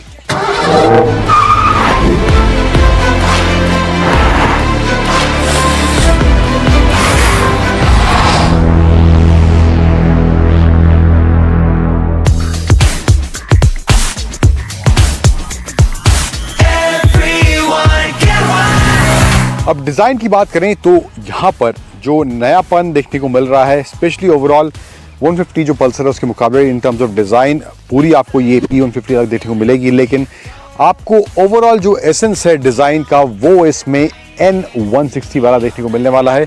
फ्रंट हालांकि अलग है यहाँ पे, लेकिन अब इसमें P150 में प्रोजेक्टर हेडलैम्प्स दिए गए हैं एंड इसमें DRLs भी यहाँ पर इसमें देखने को मिलते हैं. Aggressive, sporty and sharp elements इसके डिज़ाइन में यहाँ पर देखने को मिल रहे हैं. एंड साइड प्रोफाइल जो ओवरऑल है वो आपको N160 वाला ही झलक थ्रू आउट इसके साइड प्रोफाइल में देखने को मिलने वाला है. टैंक से लेकर इसके रियर पैनल्स यहाँ तक जो जाते हैं तो ओवरऑल वो लुक कुछ वैसा ही है, लेकिन अग्रेसिव और शार्प काफी. You're watching the News Hour at 10. Delhi police arrest 2 associates of Khalistani terrorists Landa Harike in Punjab, Rajan Bhatti and Cheena, who were close associates of Harike. Gehlot versus pilot Cold War continues after the Rajasthan Chief Minister likens pilot to coronavirus. Pilot response says it's important to maintain restraint in politics. Australia vows to act against the attack on Hindu temple.